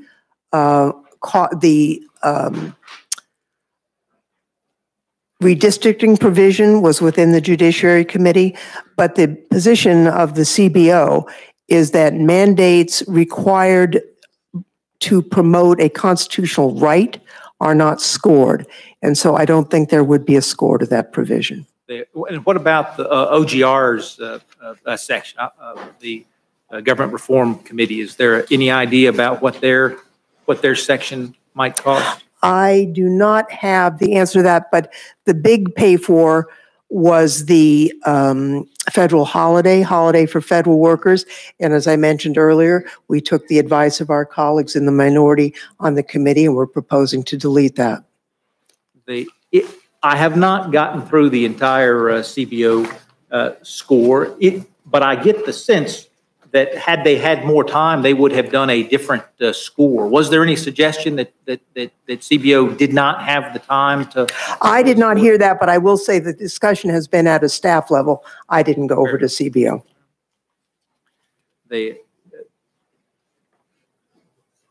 I'm thinking about why something like this gets rushed to the floor, and I mean that sincerely. I remember my chairman asked, not you, Mr. Hastings, but Mr. McGovern asked, where was the outrage when H.R. 10 was coming to the floor? And I was thinking, well, the outrage was right here where Mr. McGovern was sitting during that process. I remember it. I remember it well, and he was right to be frustrated. Sometimes we get locked into a calendar. Is there any sense, Madam Chair, that we could have reached that bipartisan goal? Again, I think in many cases, this is something that only you and Mr. Davis could do. You all are in your leadership positions for a reason. You have the trust and confidence of your members in ways that a lot of folks in this institution have not earned it. Was there any sense that you would be able to reach a bipartisan goal when you began the H.R.1 process, Madam Chair? Or did you expect from day one we were going to end up in the very, very partisan conversation that we're having? I'll be honest. And I think Mr. Davis and I get along. We just did our oversight hearing. I took every single recommendation made by the minority. But I think Mr. Davis and I think the two parties disagree fundamentally on some of these items. And talking about it longer wouldn't have changed that disagreement in terms of making bigger efforts to expand the capacity of American citizens to actually get registered to vote and exercise that franchise. Tell me about some of those disagreements. I'm thinking about the public financing in particular. It has been in my short tenure in Congress. Republican Congress passed it. Republican House, Democratic Senate. President Obama signed it, moving away from public financing. Here we are running headlong in the largest move towards public financing that the nation has ever seen. What has changed here? I would have said as a body, we have spoken out and said no, but your committee has come back and said, not only let's do it, but let's do it in the to the tune of billions and billions of dollars. I think here's what's changed. We heard loud and clear in the election last year, people's concern about the undue influence of big money, undisclosed money in politics. I know I heard that everywhere. And so this voluntary program, which would not be funded by taxpayer dollars, which is different than the old system, which was a checkoff system, this is going to be paid for by wrongdoers. The guys who did wrong things are going to pay for a clean system.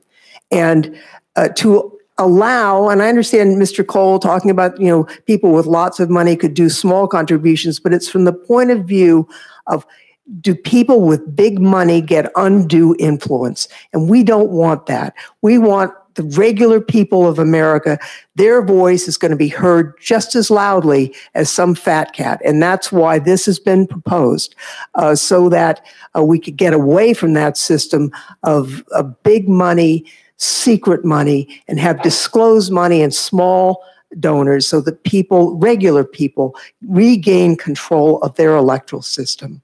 I recognize the desire to end the influence of big money, but was the only idea that the committee considered was taking what would have otherwise been dollars coming into the federal coffers and spending those on elections? Well, that's not accurate, because this is an increase. This is dollars that don't currently exist, and we're proposing an increase on the fine, a de minimis increase of 2.75% does not currently exist, that would go into this Freedom from Influence Fund. But for your directed spending of that money, if you raise those fines 2.7%, that money would have come straight into the Treasury. And if pigs could fly. That's what I'm saying. raising money is a hard thing to do, and Correct. asking people to pay more money is a hard thing to do. You all have found a way to ask for it, but instead of putting it towards deficit or putting it towards anything else, you've decided to put it towards a new program. I know everybody at this time. Well, and people can disagree, but I do think, there's really, I can't think of something that's more valuable than clean elections and free democracies. And from your viewpoint, the public financing is the only pathway you all could find to get there.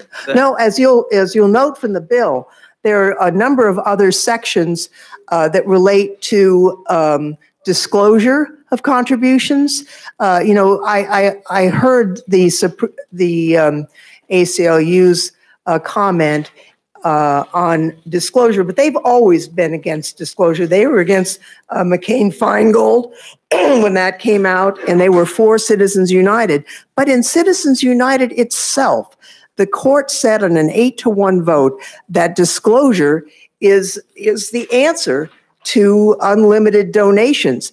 And the Disclose Act that's included in this bill applies to groups that spend $10,000 or more on campaign disbursements like campaign ads, so that this dark money, even though it exists, and we cannot through legislation change that because of the Citizens United case, we can do exactly what the Supreme Court said, including the most conservative members, shine a light on it, let people know what's being spent so they know who's trying to influence them, they can make their own decision. I'll give you an example of how that works. Several years ago in California, there was a ballot initiative that attempted to regulate smoking in restaurants, and it was like 80% approval. Until it became clear, and we found out, because California has this rule for initiatives, that it was being funded by the tobacco companies to actually preempt stronger regulations that cities and counties had adopted. That approval rating went from like 80% to nothing because people found out they were being had. So information in the hands of voters is important. Of course that's true. I think about the agreement you and Mr. Davis have on redistricting reform. As long as I've known Mr. Davis, he's been fighting to make sure votes are counted and protected. You would be the partner of the chairwoman on the redistricting panel. But I heard Mr. Cole speak out vehemently as a former leader of a campaign committee, the dangers of public financing.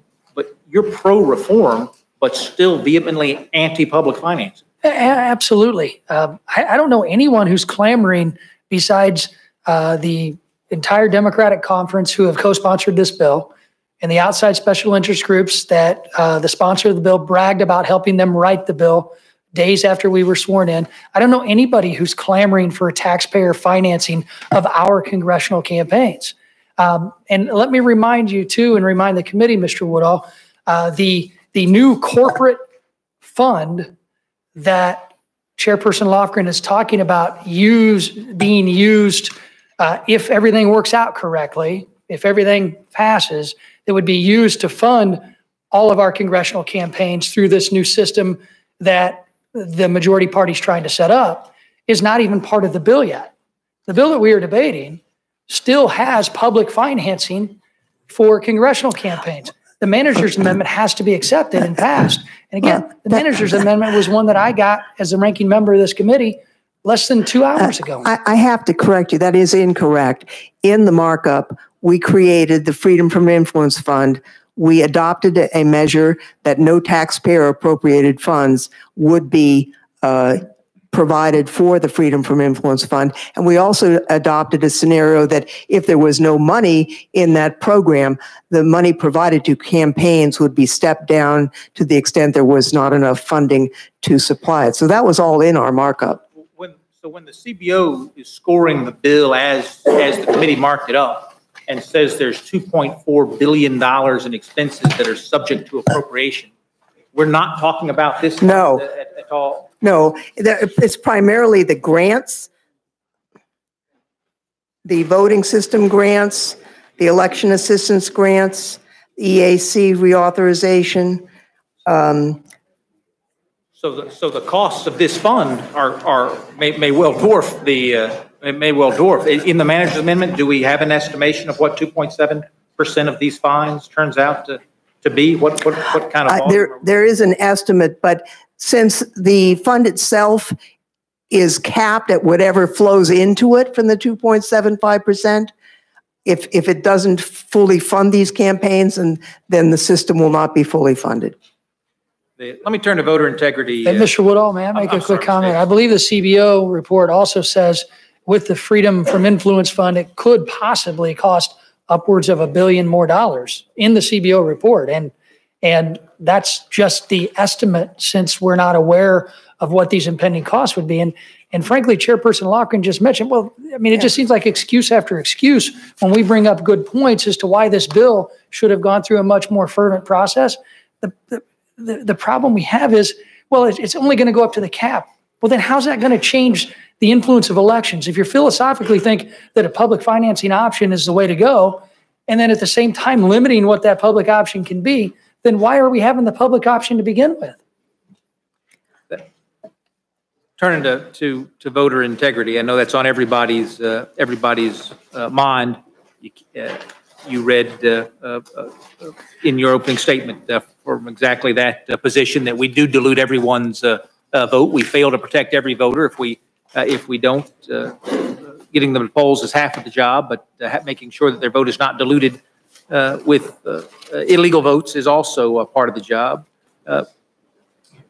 Ms. Loughran, could you point me to some of the safeguards? I'm sorry. Could you point me to some of the safeguards and standards in here that you all are targeting specifically at eligible voters? Sure. And I say that in the context of requiring now that voter registration happen online. I have real concerns. We're doing away with all of our voting machines in Georgia. We're doing a whole upgrade because of our concerns about voter integrity. Online registration, tell me how it is that the bill guarantees that only voters are getting registered through that system. Well, the first thing to know is that every person who's registering has to be advised of the consequences, what the standards are, and what their liability is should they stray from that requirement.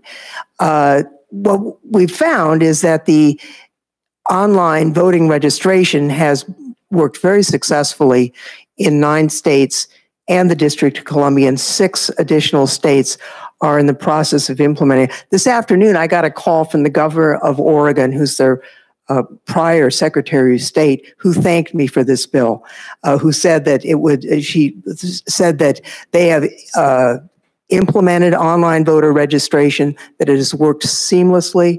So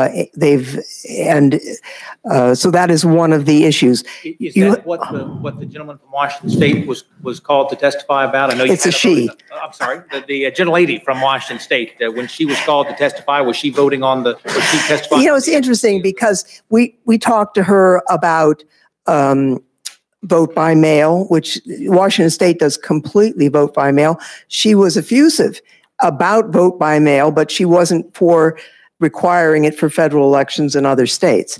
That really is a philosophical issue. She didn't suggest that it didn't work well. In fact, she said it did work well in Washington.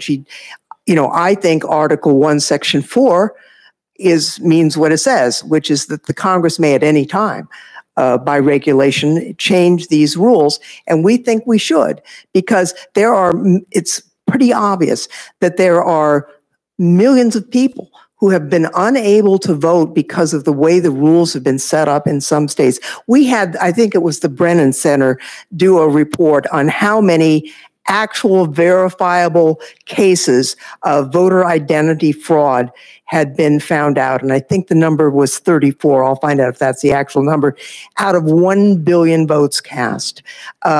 I'm not for 34, but if you disenfranchise 1 million people to catch the 34, you're disenfranchising more people than the errors that were made. And of course, we're assuming everybody who committed that fraud was caught, which would be a stunning success rate. But I'd be excited if that's the kind of success There's rate. very little evidence of that. I mean, the fraud in North Carolina was a serious one, and not voter fraud. You have to have processes in place We do know that the automatic voter registration, there's a lot of information that is available and provides some additional information for registrars if they use that system. And the case studies in Arizona were very successful on AVR. I'm thinking, for example, because folks are so transient these days, having a database that Georgia can reference to make sure that if you've left Georgia and you moved to North Carolina and you're now registered in North Carolina, I can scrub you from the Georgia rolls because you've now just registered North Carolina. Do we have that kind of database checking going on because we're moving to an online system to ensure that kind of integrity? We do, but the existing system we discovered was wrong 90% of the time. And so we are actually coming up with a better system to cross-reference. The current program is incredibly broken. And I guess I appreciate the effort folks make to get it right. It seems like, as I read the bill, we're now going to, for the first time, register voters who are ineligible to vote by registering 16-year-olds. No. I'm reading it's that. Pre-registration, and you're not registered to vote. You sign up so that when you turn 18, you become registered. And that's optional on the part of the 16 or 17-year-old, but it's automatic. You're not registered to vote, you're pre-registered to vote. We do it in California, and actually it's been a great system where young people are excited about it. They know they can't vote, but you can go in, and so on your birthday, your 18th birthday, you're automatically registered to vote. And there's then a check. I'm thinking 18, everybody's gone off to college, you've changed your location. Is there a methodology? It seems like it's just an opportunity riddled with failure points. So Not that we found, but it's illegal to vote more than once. Sure it is. And that nothing in this changes that. Mr. Davis, like I say, I had great confidence in my system in Georgia, even though I was on the list to lose in that way. It didn't. The vote was going to be a fair count. No offense to Illinois. I don't trust every other jurisdiction in this country the way I trust my neighbors to make sure that voter integrity counts. I know your jurisdiction is a reliable jurisdiction, but tell me about the one-size-fits-all federal a solution here, because we elect our Secretary of State. It's a constitutional office for a reason, as it is in many jurisdictions, and trumping the opportunity for us to protect our own elections with this one-size-fits-all standard is troubling to me. Well, thank you. I'm glad you have faith in Illinois' system, Mr. Woodall. I do too. Sometimes within Illinois' system, it's been noted that there has been some election issues in certain parts of our state. But I too agree, as somebody who's been in a competitive race, I trust our local county clerks to be the arbiters of our elections. They know who should be registered, they know who should vote, and they know who shouldn't. In one precinct alone, in the 2016 election in my district, there were 70 instances of individuals who were documented to have tried to vote twice. That's a pretty high percentage for one precinct. We've seen with ballot harvesting in North Carolina, an illegal practice there. Somebody may likely go to jail for doing exactly what could be deemed legal in other states, including California. I believe we have to take these fraudulent issues very, very seriously. And what this bill doesn't do is take them seriously. As a matter of fact, there are more penalties for an election registrar or Secretary of State for not following the Husted decision of the Supreme Court and removing voters from the rolls that they know are not eligible to vote within that jurisdiction than there are penalties for somebody who commits election fraud. A national approach, the chairperson and I just have a philosophical disagreement over Article 1 of the Constitution. I believe that the state and local officials are the ones who know and run elections a lot better than bureaucrats in concrete buildings. Taking into consideration the cybersecurity concerns I have of a national voter registration database that could much more easily be hacked into than individual states. Now, Illinois was our voter rolls that the State Board of Election compiles a major voter file from every county clerk in the 102 counties that make up Illinois and other local jurisdictions that have their own election commissions. They take information and compile it all into one list. In 2016, the summer of 2016, there was a hack attempt. But the information that could have been received there, if that system would have been shut down, Mr. Woodall, all of our county clerks still would have had the most up-to-date information because they're the ones providing from the bottom up the most accurate data to the Illinois State Board of Elections. That's what I have a problem with in this bill. It's taking a top-down approach from here versus the bottom-up approach that's clearly working. And so for those voter integrity provisions that we already have in our local communities, does this erase those, or can I still pass a higher standard back home than what this bill proposes? When you look at states like Illinois, we have automatic voter registration. We have early voting permitted from the 40th day preceding an election. We have grace period registration, provisional balloting. Almost every state has absentee balloting. Voting by mail is available in my state, but they're set up to address the certain issues of our state. My biggest fear is this now 622-page bill that's being rushed through Congress that has not been marked up by even committees of jurisdiction. There are too many unanswered questions here. I'm afraid that this top-down approach will usurp many of the protections and provisions that are in place in states like Illinois and in Georgia. And it seems like the replacement for any sort of voter identification requirements is now a sworn statement that says, yes, I am who I say I am, and yes, I am eligible to vote. Am I reading that? Properly? Yes. States that have chosen to use voter ID would now be overruled by the federal government in signature verification. As I mentioned in the markup, my signature that is used in the state of Illinois, we use signature verification in Illinois. My signature in Illinois, when I was 18, and I see it every time I go vote, is a lot different than my signature that goes onto my franked envelopes that I know you're so fond of. Well, to Ms. Lofgren's point, it's already against the law to vote illegally. So swearing that you're not doing something illegal is not. Oh, pardon me, officer. There's no gambling going on. Well, here. I think that's right, Mr. Chairman. I appreciate your indulgence. Just have one more issue, and it's probably the most important. That relates to the composition of the FEC.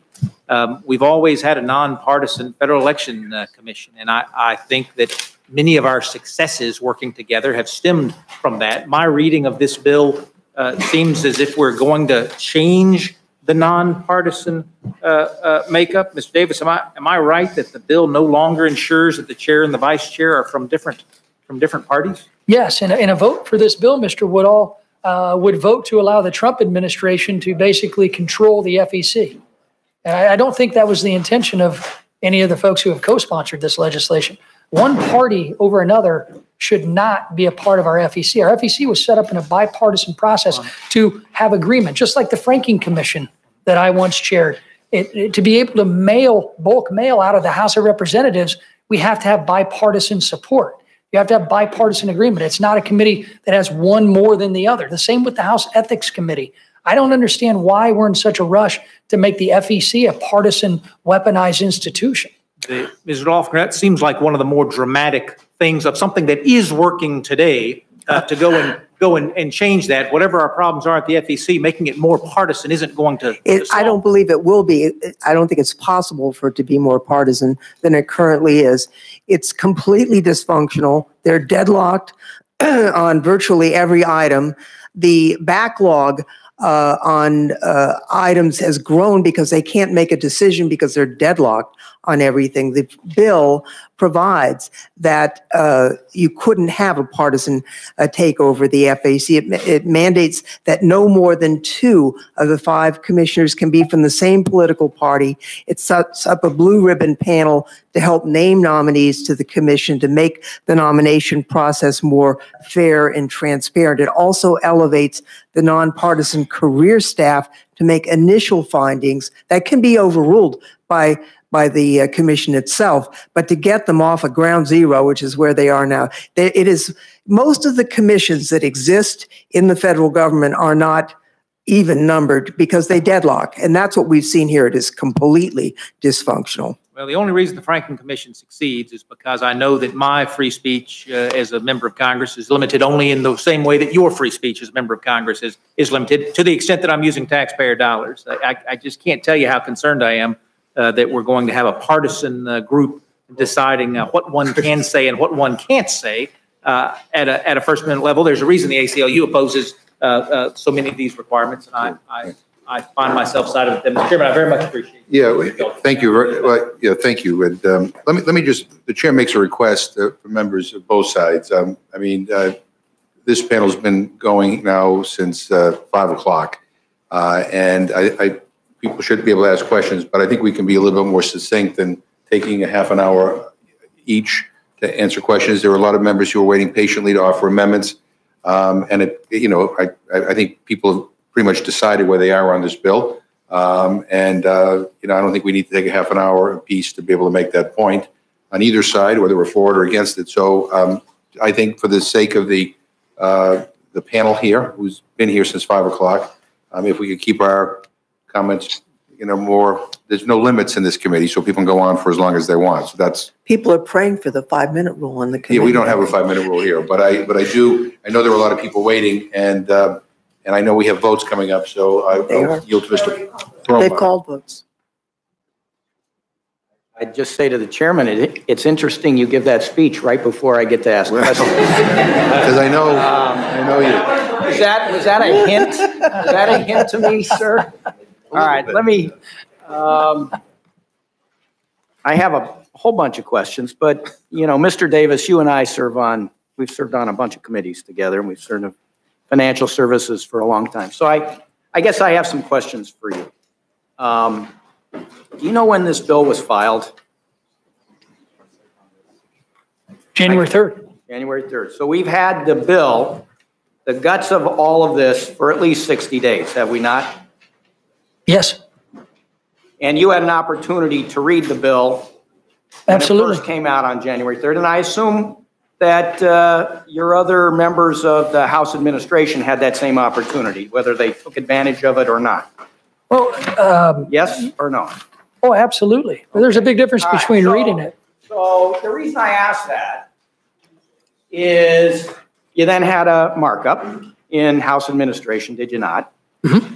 How many days after the bill was introduced? When was your markup? Last week. Last week. So 45, 50 days to kind of consider the bill? Mm-hmm. Yes? So the reason I ask that is that consistently in this committee from the Republicans, we've heard there's not enough time to consider anything.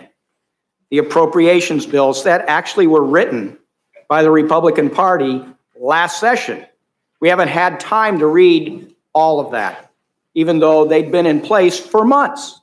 Okay? We had a tiny little veterans bill on daycare, whether daycare should be provided or not if somebody went in for a doctor's appointment. And there wasn't enough time to have read that bill. We had some stuff on Yemen. There wasn't enough time to have read that bill.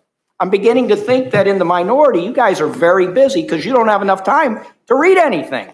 Well, with all due respect, we learned a lot from you in the minority. Well, so in the last hour and a half, with the exception of the last few questions by Mr. Woodall, we've talked about how this is such a rush that there hasn't been enough time. You haven't been able to consider things. This is not fair. That's been the main subject. And the second subject is on public finance and the fear that the public finance is going to get out of control. And I can appreciate that position. But I want to ask about some of the other parts of the bill. Sure. So you're supportive, and I assume were the other members of your committee supportive of the sections on congressional redistricting? I'm not aware. I can tell you I made it perfectly clear I was. Okay. What about the section that requires a president and the vice president to submit their taxes? Well, I think that provision is one that needed to be marked up. That's a provision that should have gone through other committees of jurisdiction. There's some clear constitutional issues. And, you know, it's interesting that we are good friends. I respect your opinion. I have not served on financial services, but I appreciate you thinking I've been there. That's good. That's Maybe good. we're around each other too much. We are around each other, and you know, we have worked on issues together, and I consider you a friend. But the sheer fact that this bill is coming up almost a month and a half after it was introduced on day one, I still have a problem with the concern. Are you telling me that neither you nor the other Republican members of your caucus didn't know that taxes, the president's taxes and the submission of his taxes has been an issue for at least 2 years? Well, that's I don't see how that's a relevant point, It's the issue saying, well, all of these things are new. We need more time. We haven't had enough time. So taxes. Okay, let's go to something else. What about the part on taxpayer settlement of harassment suits? I mean, that's nothing new.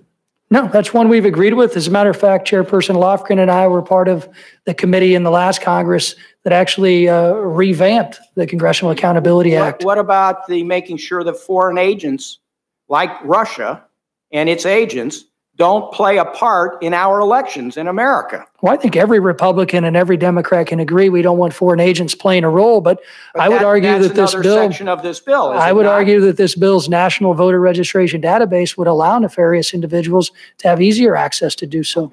But it's not a surprise that we have a section of the bill directed at foreign agents and their influence in American elections.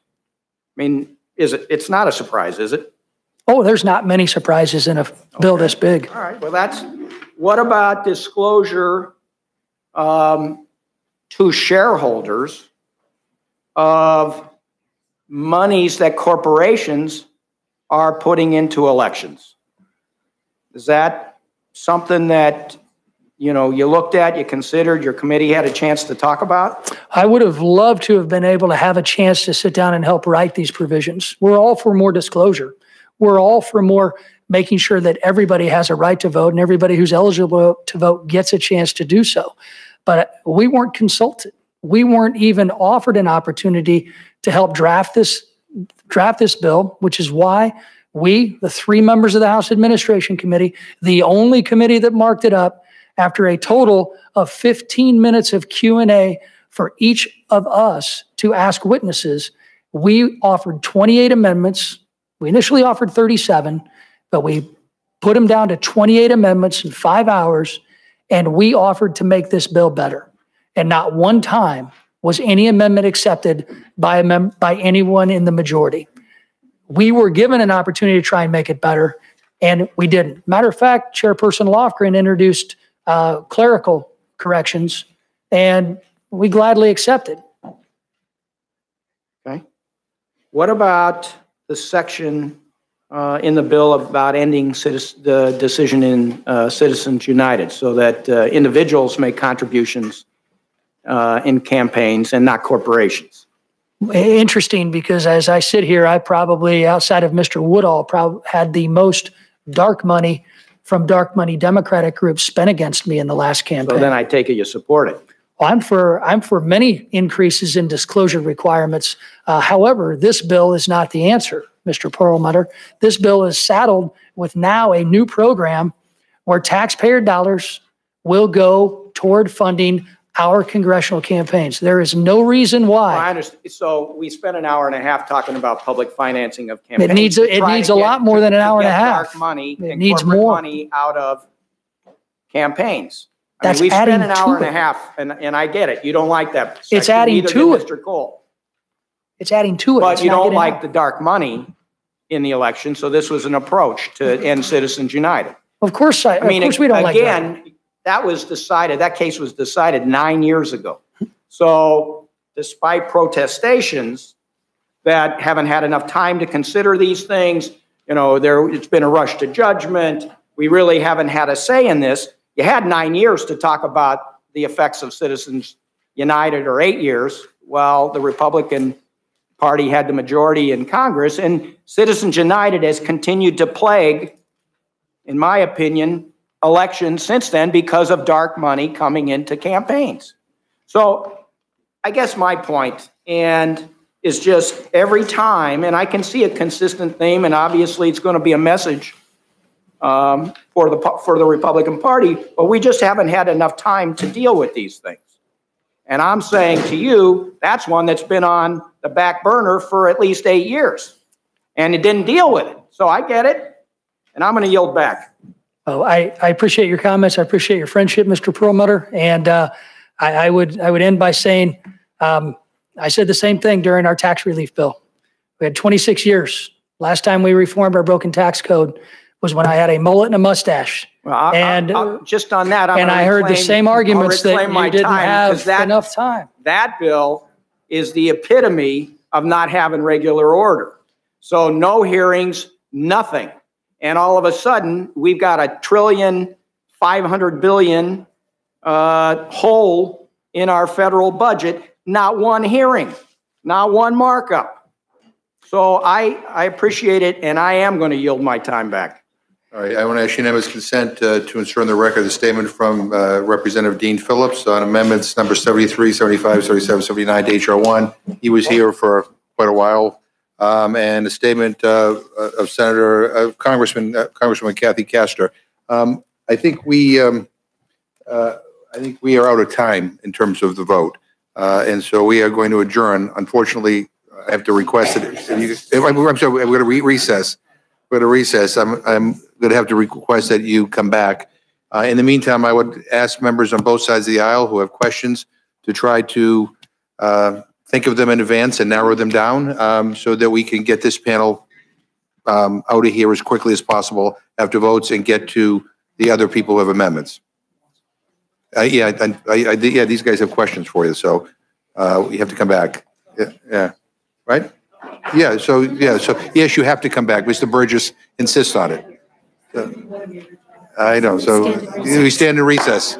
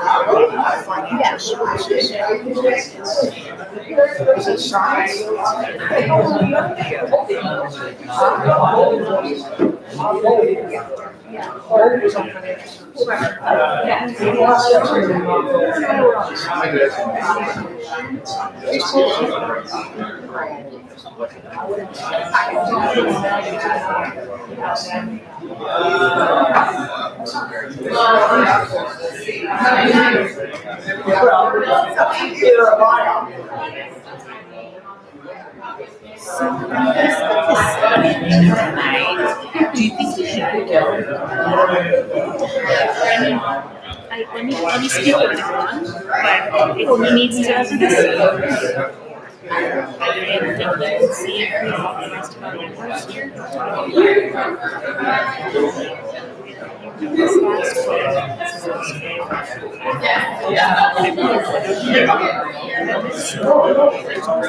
not.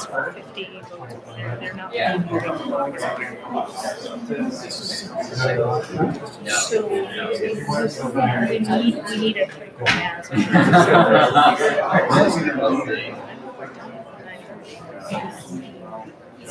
So this House Rules Committee meeting is taking a recess now. Members have to cast a couple of votes on the floor of the House of Representatives as they continue here in the Rules Committee working on the guidelines for debate on H.R.1.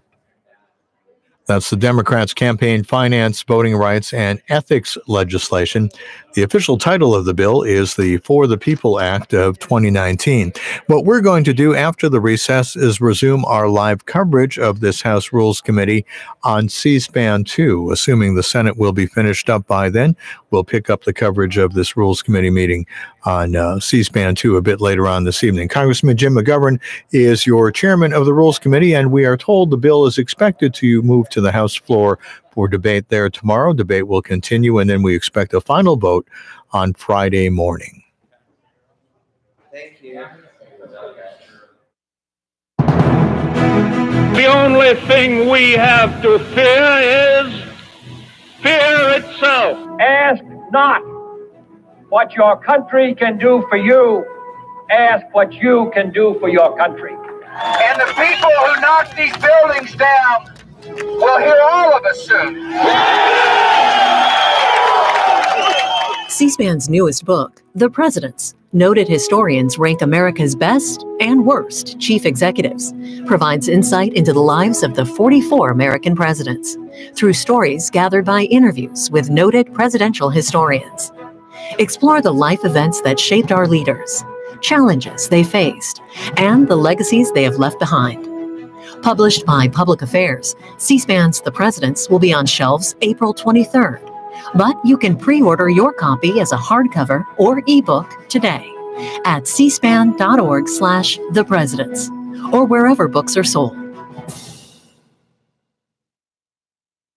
In the morning here on C-SPAN 3, Homeland Security Secretary Kirstjen Nielsen heads to Capitol Hill to testify on border security and other issues. That's live at 10 a.m. Eastern. Later in the day, a hearing on sexual assault in the military focused on response and prevention. The Senate Armed Services Committee meets live at 2:30 p.m. Eastern. Also on C-SPAN 3, cspan.org, and the free C-SPAN radio app.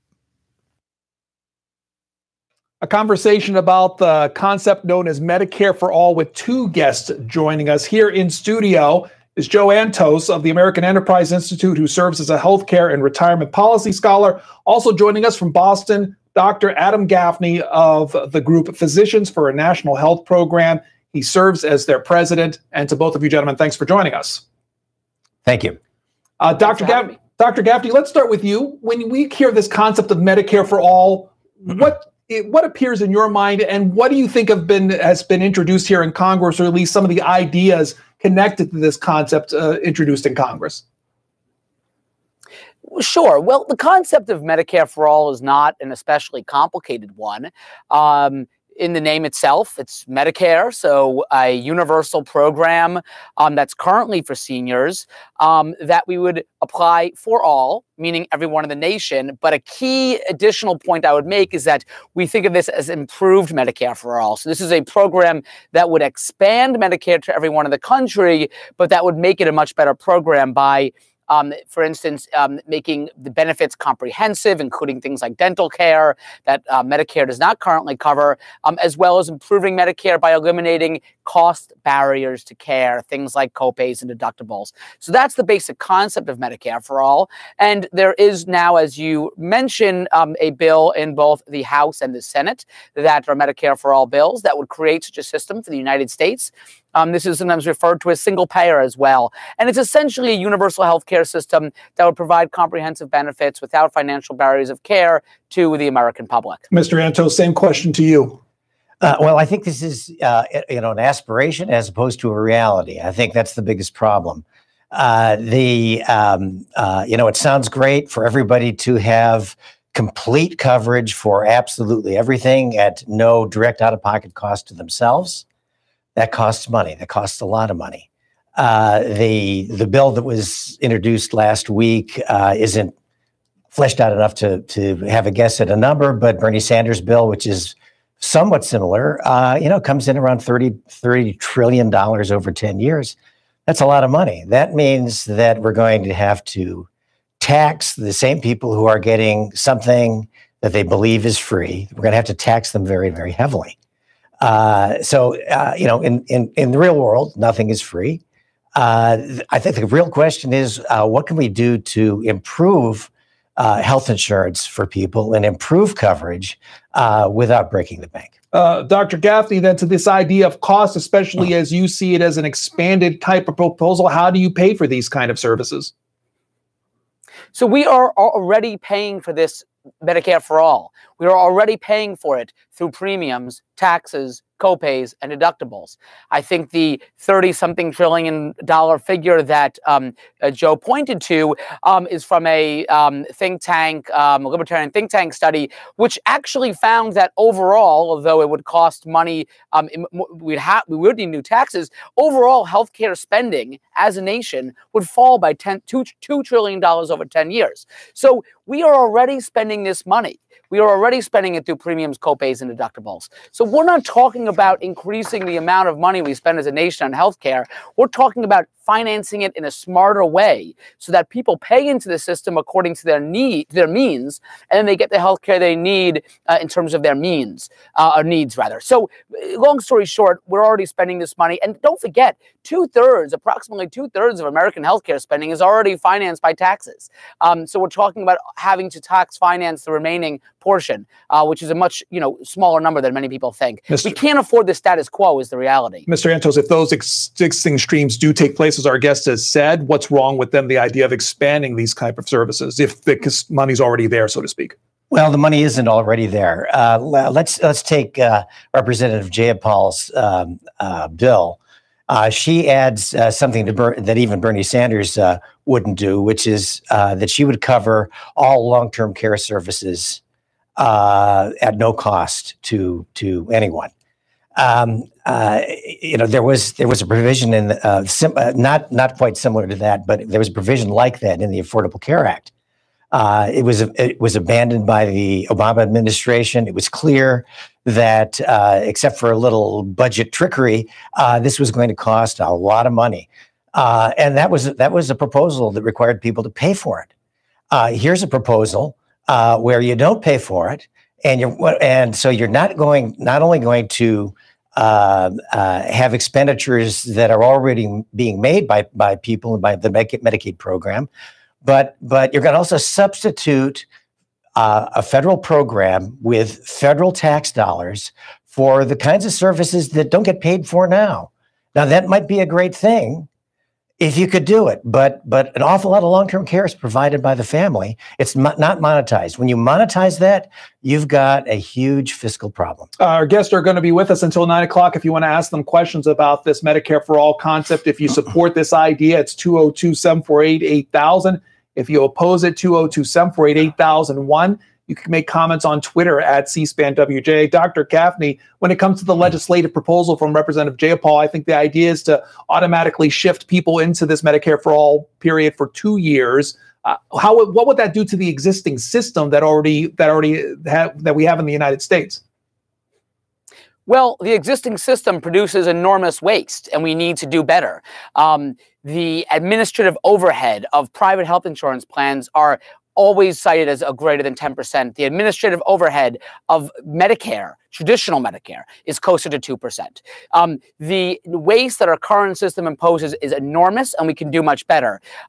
Let's also not forget that there's 29 million people who remain uninsured in this country. There's 44 million people who are underinsured, meaning they have insurance, but their copays or deductibles are so large they can't afford to get the care they need. That is not a sustainable system. The other funny thing about this discussion when it comes to costs is that it's often stated that we could not afford a single-payer system. Yet the United States has a uniquely expensive healthcare system, and we don't have a single-payer system. The systems that do have single-payer systems spend much less than us. So there's a real paradox here that's frankly confusing. Now, it is true that healthcare is very expensive, but the fact is we all need it. The reality is that there is no long-term care coverage in this country, essentially, except for Medicaid, which requires you to essentially become impoverished before you can have access to it. That is not a good system. So yes, healthcare is expensive, but it is already expensive under the status quo. And financing it publicly will, in fact, make it less expensive, will, in fact, increase the efficiency, not the reverse. Mr. Antos. Well, I think it's kind of interesting that folks who support Medicare for All like to talk about administrative expenses. Administrative expenses are probably 10% of total national health spending. Where the real inefficiency is in the delivery of healthcare. It's the way we use healthcare services. We have expectations that are far exceed what I think citizens in Britain and in other countries have about what kind of healthcare should they get, how quickly should they get it. Can they go to any doctor, any hospital in the country? That's the general view in this country. We're not good at standing in line. And that's an issue. That's an issue. So the fact is that our healthcare system, I agree with Dr. Gaffney. We're in a healthcare system that's going 90 miles an hour down the road, and there's a brick wall in front of us. And the problem is that transition from 90 miles an hour to stopped at the brick wall is pretty painful. And it's going to take a lot more than 2 years and a lot more effort and a lot more thought than I think has been presented in any of these bills. Let me give you a specific to both. Then, Mr. Antos, you start first. What happens then to private insurance if this system that Representative Jayapal is actually becomes reality? Well, under Representative Jayapal's program, private insurance would essentially disappear. She does have a provision in there that says, well, if you want to contract privately with a physician or anybody else for that matter for services that are not covered by the national plan, go ahead. But of course, virtually all services will be covered by the national plan. So that's pretty much the end of that system. I think the key here is, again, it's that transition. It's saying to people, you can't keep the health plan you now have, even if you like it.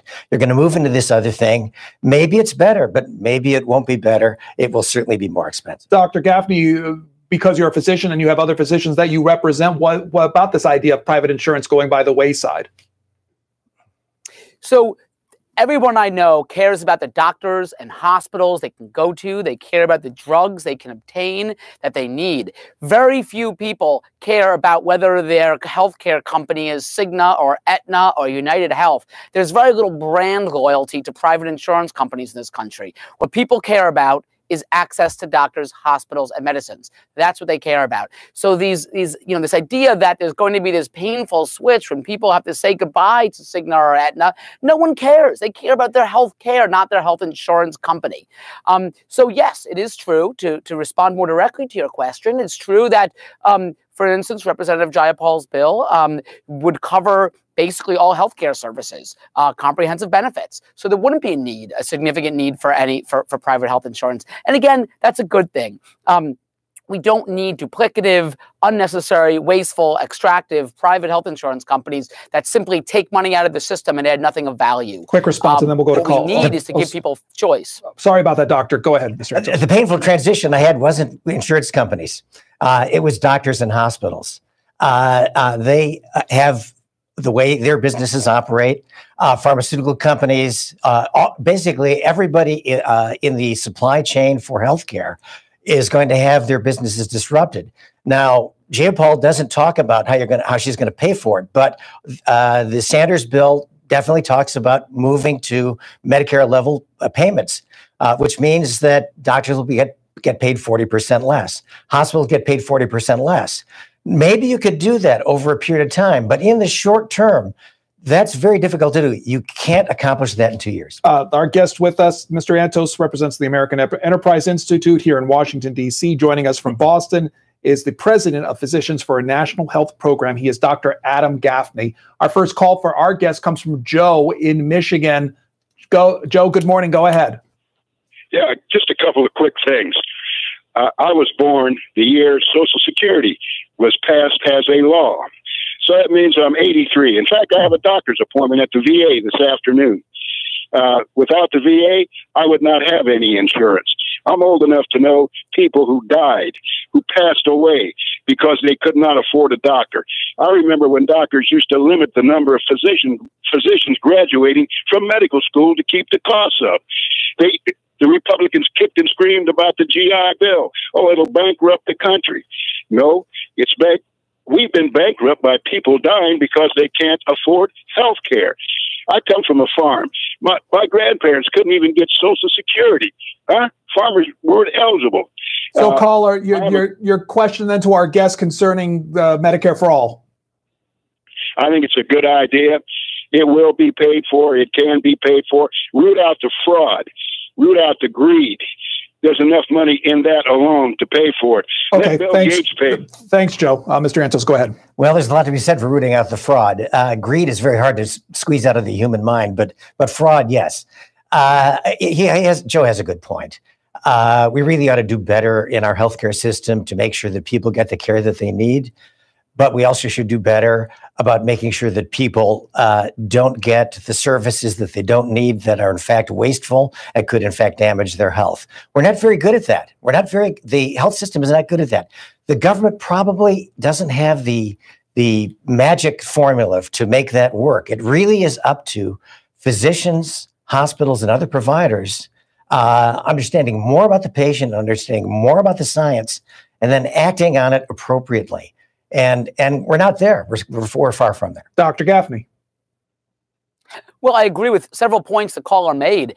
Every big program, every big societal social policy has been called unaffordable. When Medicare was passed in 1965, people said that it would be unaffordable. People said that there would be that the hospitals would be overflowing. There's headlines from that era that the hospitals couldn't handle the increased capacity. There's always claims that these sorts of social programs are unaffordable. So I think history is informative in the sense that it does show us that these things can be done. I certainly agree that greed does explain a lot of the waste in the U.S. healthcare system. If you look at the profits of the pharmaceutical industry, enormous, far greater than other Fortune 500 companies, there's a lot of fat in the system. And by moving towards a publicly financed Medicare for all system, we can in fact reduce a lot of that profit taking and make for a more sustainable system for everyone. And Illinois on our opposed line, Brian, hello. Hi, good morning. The reason I initially oppose it is because of the unlimited nature of this thought. It just becomes, you know, to be healthy, you got to have decent food, you got to live have decent housing, you got to be able to get to the doctor in a decent mode of transportation, and it just grows and grows and grows. We're going to have, you know, basically the left wants unlimited immigration, so we're going to have everybody on the planet wants to come to the United States, and then I'm sure Dr. Gaffney would be for, you know, giving them immediate health care, you know, compliments of the United States taxpayer. And then, Dr. Gaffney, I have a little thought exercise for you. Say you and I are identical twins and we're in the nursing home and we're 95 years old. How much should the government spend to keep us alive one more year? Dr. Gaffney, you start. The question of how we should be treated at end of life has nothing to do with the financing of the U.S. healthcare system. I work in the ICU. We deal with these issues very commonly. It's not about money. It's about the best way to treat people and about giving them the care they want when they have advanced illness. I'm not in favor of rationing on the basis of age. And I don't think we need to. I think there's enough money in the system. I think there are times when people are so sick where certain kinds of healthcare is not in their benefit, and they make that clear, and that makes sense. But that's that's what's happening now, and that's very different than some sort of rationing system based on some metric from the government. So I'm not in favor of that. In terms of the unlimited nature of it, I mean, there isn't, that's not what we're talking about. This is something that's been done in many countries. This isn't a pie in the sky utopian notion that we just sort of invented out of thin air and are expecting the money to materialize. We already have one of the most expensive healthcare systems in the world. We already have the money. Other countries have done this sort of proposal, and they've done quite well with better outcomes and less costs. So I don't think it's really this kind of unlimited funding scenario that the caller described. Dr. Gaffney, then a follow-up. If all these people come onto the current system, what make the case that quality of care won't be diminished? The United States already has serious problems in terms of the quality of healthcare. And many metrics, we fall behind our peer nations. In many respects, in fact, our healthcare system is lower performing than many of the universal healthcare systems, for instance, of Europe. So there's no reason to think that publicly financed healthcare actually has worse quality. It's simply not true. Now, look, we're not talking about changing every single thing about the U.S. healthcare system. We're going to maintain many of the things that work well now and change the way it's paid for. And so I think, in fact, single payer financing gives you ways of understanding the quality and actually improving it that is distinct from the status quo. Mr. Antos. Well, I think we really had to focus on the likely process that would occur, the financial process that would occur. We're talking about almost certainly much lower payments to doctors and hospitals for their services. The J-Paul proposal says nobody has to pay any co-payments, no deductibles, nothing out of pocket. That's the recipe for an explosion of utilization, and that is not necessarily a good thing for patients. It's certainly not a good thing fiscally, but it's often not a good thing for patients. There have been studies over many decades demonstrating what Dr. Gaffney is saying. We have a lot of waste and excess in this system. So removing all the fiscal barriers, removing the caution signs and saying just run through that intersection is probably going to cause more problems than less. And that'll then lead to a reaction, an inevitable reaction. This is one of the many problems with legislation, that you think through the first step, but what about the second, third through end steps? That's where the trouble comes. From South Carolina, Leon, hello. Hello. Yeah, I fully support Medicare for all. I realize that we may have to do it in a slower method to give some adjustment. But this is ridiculous. I mean, we spend twice as much as everybody else. You can go fact check our low performance of so many things, even such as infant mortality, and what we're currently doing for a great country, I think, is a disgrace. And I don't see that any of these big paychecks that insurance executives and stockholders of insurance companies are getting don't even give any of the doctors up there, you or me, so much as an aspirin tablet. Okay. Thank you so much. That's Leon. Mr. Antos, you start. Well, so there's a lot of money in the system. There's no question about it. There's a lot of money in the insurance industry. There's a lot of money in the hospital industry. There's a lot of money among providers, especially physicians. Not so much nurses, not so much people who provide services in long-term care facilities. It's doctors and hospitals and insurance companies and drug companies. There's no question about that. But what's the practical way to edge off of this fiscal cliff? That's the question. The bill doesn't really address that. In fact, it doesn't say anything about financing. It says it'll be okay. Don't worry about it. Well, I think a sensible person would worry about that. And indeed, when you look at the recent poll by the Kaiser Family Foundation, what they found was that Democrats don't want Medicare for all. The majority of Democrats, and we're not talking about politicians, we're talking about normal people, they would like some fixes for the Affordable Care Act. In other words, work on what you have rather than starting all over again. So a follow-up question to you then. If I'm the pharmaceutical company, how am I looking at this proposal and what are my concerns? I don't think you're worried about it at all because it's not going anywhere. They're much more worried about the sorts of things that the Trump administration is proposing, for example, that could seriously change the way they price their products and cut into their bottom line. But this is a hypothetical political proposal as opposed to something that has any real legs. Give it 2 years and then we'll see. Dr. Gaffney. Well, I think we can agree that the current government is not likely to pass something like this. But, that's how change gets made. You outline a proposal, you outline a policy, and you push it forward. And then when the window opens, you can make it happen. That's how, Medicare was passed. That's how other social programs have been passed. I want to go back for a moment to something that Mr. Anto said about, that if we get rid of copays and deductibles, there's going to be an explosion in utilization. The idea that we need to extract payment from patients at point of use of their health care, otherwise they'll overuse unnecessary medical care, is simply incorrect. When you create these deductibles, what you do is you reduce health care use across the line. Kids don't get their asthma prescriptions filled. Adults don't get their COPD medications filled. Adults don't take out, go to the doctor or even go to the emergency room when they have acute conditions when you put these sorts of financial barriers in place. People don't use healthcare because it's fun. They use it because they need it.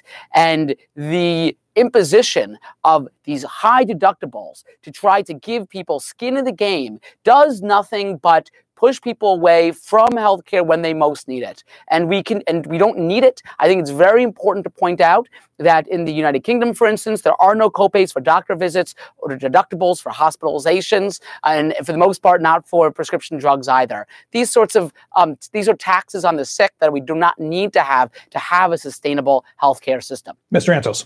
Well, I think the other side of this, though, is that the average physician, faced with a much lower payment rate for each service, is going to be saying, well, how do I make up for my loss of income? I'm not saying that's terrible. I think that's just a natural human reaction to a sudden change in commercial circumstances. And what's going to happen is that, why don't we do an extra test? Why don't we do something more? We could prescribe an additional sort of service, come back next week rather than in 6 months when I normally would have seen you. This is the kind of overutilization that we're likely to see. We see that right now. In the Medicare program, we see many people, their social life revolves around the doctor's office, and to some extent that's justified by medical concerns, but to some extent it's because, well, there's nothing that says if that you shouldn't come back. The doctor would like to see you come back. Maybe there's some greater safety in that, but probably not. Probably it'd be okay if you came back in a month rather than in a week. From New York, can I quickly go ahead? I just want to push back against the idea that Americans are overutilizing healthcare. If you just look at the number of hospitalizations per year, hospital days per year, office visits a year of Americans, it's not greater than that in other countries. Americans on average are not using too much healthcare. That's a really pernicious rumor. Right. I'm talking about the future under Jayapal's proposal. I'm not talking about the present, although there is in fact overutilization. There's no question about that. But it'll explode under Jayapal. Here is Tim in New York. Hello. Good morning, Pedro. Great show. Appreciate your time and effort. More people should watch it. Dr. Gaffney hit a note about profits. And one of the, I think the only country in the world that has for-profit healthcare, hospitals, pharmaceutical. If we eliminated that, that would be a great start. How can we be ranked 37th, I think, in the world when it comes to healthcare, and we spend more on healthcare than any other country? And one more thing, the pharmaceuticals, the profiteers in the hospitals are in the back pockets of all these politicians. Look it up. Who contributes to all these politicians? Look at their stats. I mean, insane amount of money. Okay, that's Tim in New York. Dr. Gaffney, you start. I agree that that for-profit corporate medicine does a poor job providing healthcare. I think it's wasteful as well. If you look at the track record, for instance, of for-profit hemodialysis chains, they have worse outcomes. There's been studies also looking at for-profit nursing homes, hospitals, and I would agree that they don't do a good job and that we want to move to a system that's publicly financed and also delivered by non-for-profit providers. And that's something I'd like to see the bills in Congress actually go further further down that road. And in terms of the pharmaceutical industry, yes, I mean, the reality is that because pharmaceutical companies are given a monopoly by the U.S. government for their medications for a limited period of time, they can price it at whatever they want and produce enormous profits. And you can just look at the CEO's salaries to see how completely out of whack those profits are. So I would agree. We should move to a system that emphasizes and that's built around health needs, community health needs, and not one that's geared towards the profit of corporations. Mr. Antos. Whether you call it profit or not, there is that bottom line. It really drives everybody in all businesses, not just the healthcare business. Not-for-profit hospitals. I live in Maryland. We only have not-for-profit hospitals. They behave just like any profit-seeking entity. They call it surplus, but the fact is that if you do not create, let me call it an economic profit, no matter what the accountants call it, if you don't create an economic profit, then you're not going to be in business very long. So in fact, profit is part of doing business in healthcare and in every other business. We're not going to drive it up by changing the words that we use. We have to think more seriously about what the incentives are that we have in our system, as opposed to labels for what we call profit and nonprofit. Our guests are with us. This is Joseph Antos that you just heard from the American Enterprise Institute. He is their healthcare and retirement policy scholar. Dr. Adam Gaffney, who joins us from Boston. He is the president of Physicians for a National Health Program, here to talk about this concept of Medicare for all. Dr. Gaffney, does it have to be all or one? Could there be a system of Medicare for all alongside a public system, alongside the health insurance industry, should it exist? Could all those exist at the same time? Well, the way that Medicare for All is described is, and the way it's outlined in the bills and in our proposal in Physicians for a National Health Program, is a universal program that covers everyone in the nation, similar to what they have in Canada, the UK, and more or less in France. So the fact is that you could envision a variety of different sorts of proposals, but that's not what we're talking about. We're talking about universal health care, which means a public plan that covers everyone with comprehensive benefits and without financial barriers. But why not have at least some type of variations rather than a one system, a binary system? Very fair question. For a few reasons. First of all, the private health insurance imposes incredible waste. So if we need to achieve universal health care, but it is true that there are new costs. So you have to look at the other side of the ledger and say, how do we achieve savings? One of the big ways to achieve savings is to cut down on the administrative waste and profits in the private health insurance industry. Again, I cited the fact that more than 10% of private insurers' revenues go towards administration overhead, far higher than public systems. But it's not just there. It's at the level of the hospital or the doctor's office. U.S. hospitals spend a quarter of their revenue on administration. Why? Because that's the price of doing business, to deal with all these different insurance companies, to settle bills, to tabulate bills, to set up debt collectors, and so on and so forth. In countries with single-payer systems, hospitals spend half of that on administration. So the answer to your question is, we need to achieve universal health care, but we need to do it in an economically sustainable manner. And the way you do that is through the enormous efficiencies that single payer gives you and delivers by virtue of simplification. Mr. Antos, this idea of a variety of plans versus one or the other. I was with Dr. Gaffney until his last phrase. You have to start from where you are, not from where you are not. If you want to have a practical reform that you can actually implement, you have to figure out how you're going to go from here to wherever you want to go, whether it's Dr. Gaffney's vision or somebody else's.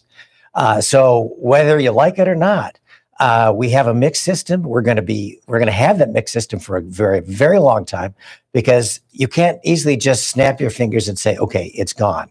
That said, we can look at the various policies that the government has that encourage efficiency and, unfortunately, occasionally encourage inefficiency, and work on those problems, work on practical problems, rather than, frankly, dreaming about a future that might exist, but you might not live long enough to see it. What's a practical model then? What? For running a healthcare system along the lines of Medicare for all, but with the efficiencies you talk about. Is there a practical model that works? We're working on it. I mean, we don't have the answer. If we did, we wouldn't be having this conversation. It seems to me, though, that if you take the private sector out of this in terms of financial responsibility, then you're going to need some kind of auditing process or some kind of government oversight to put it back in.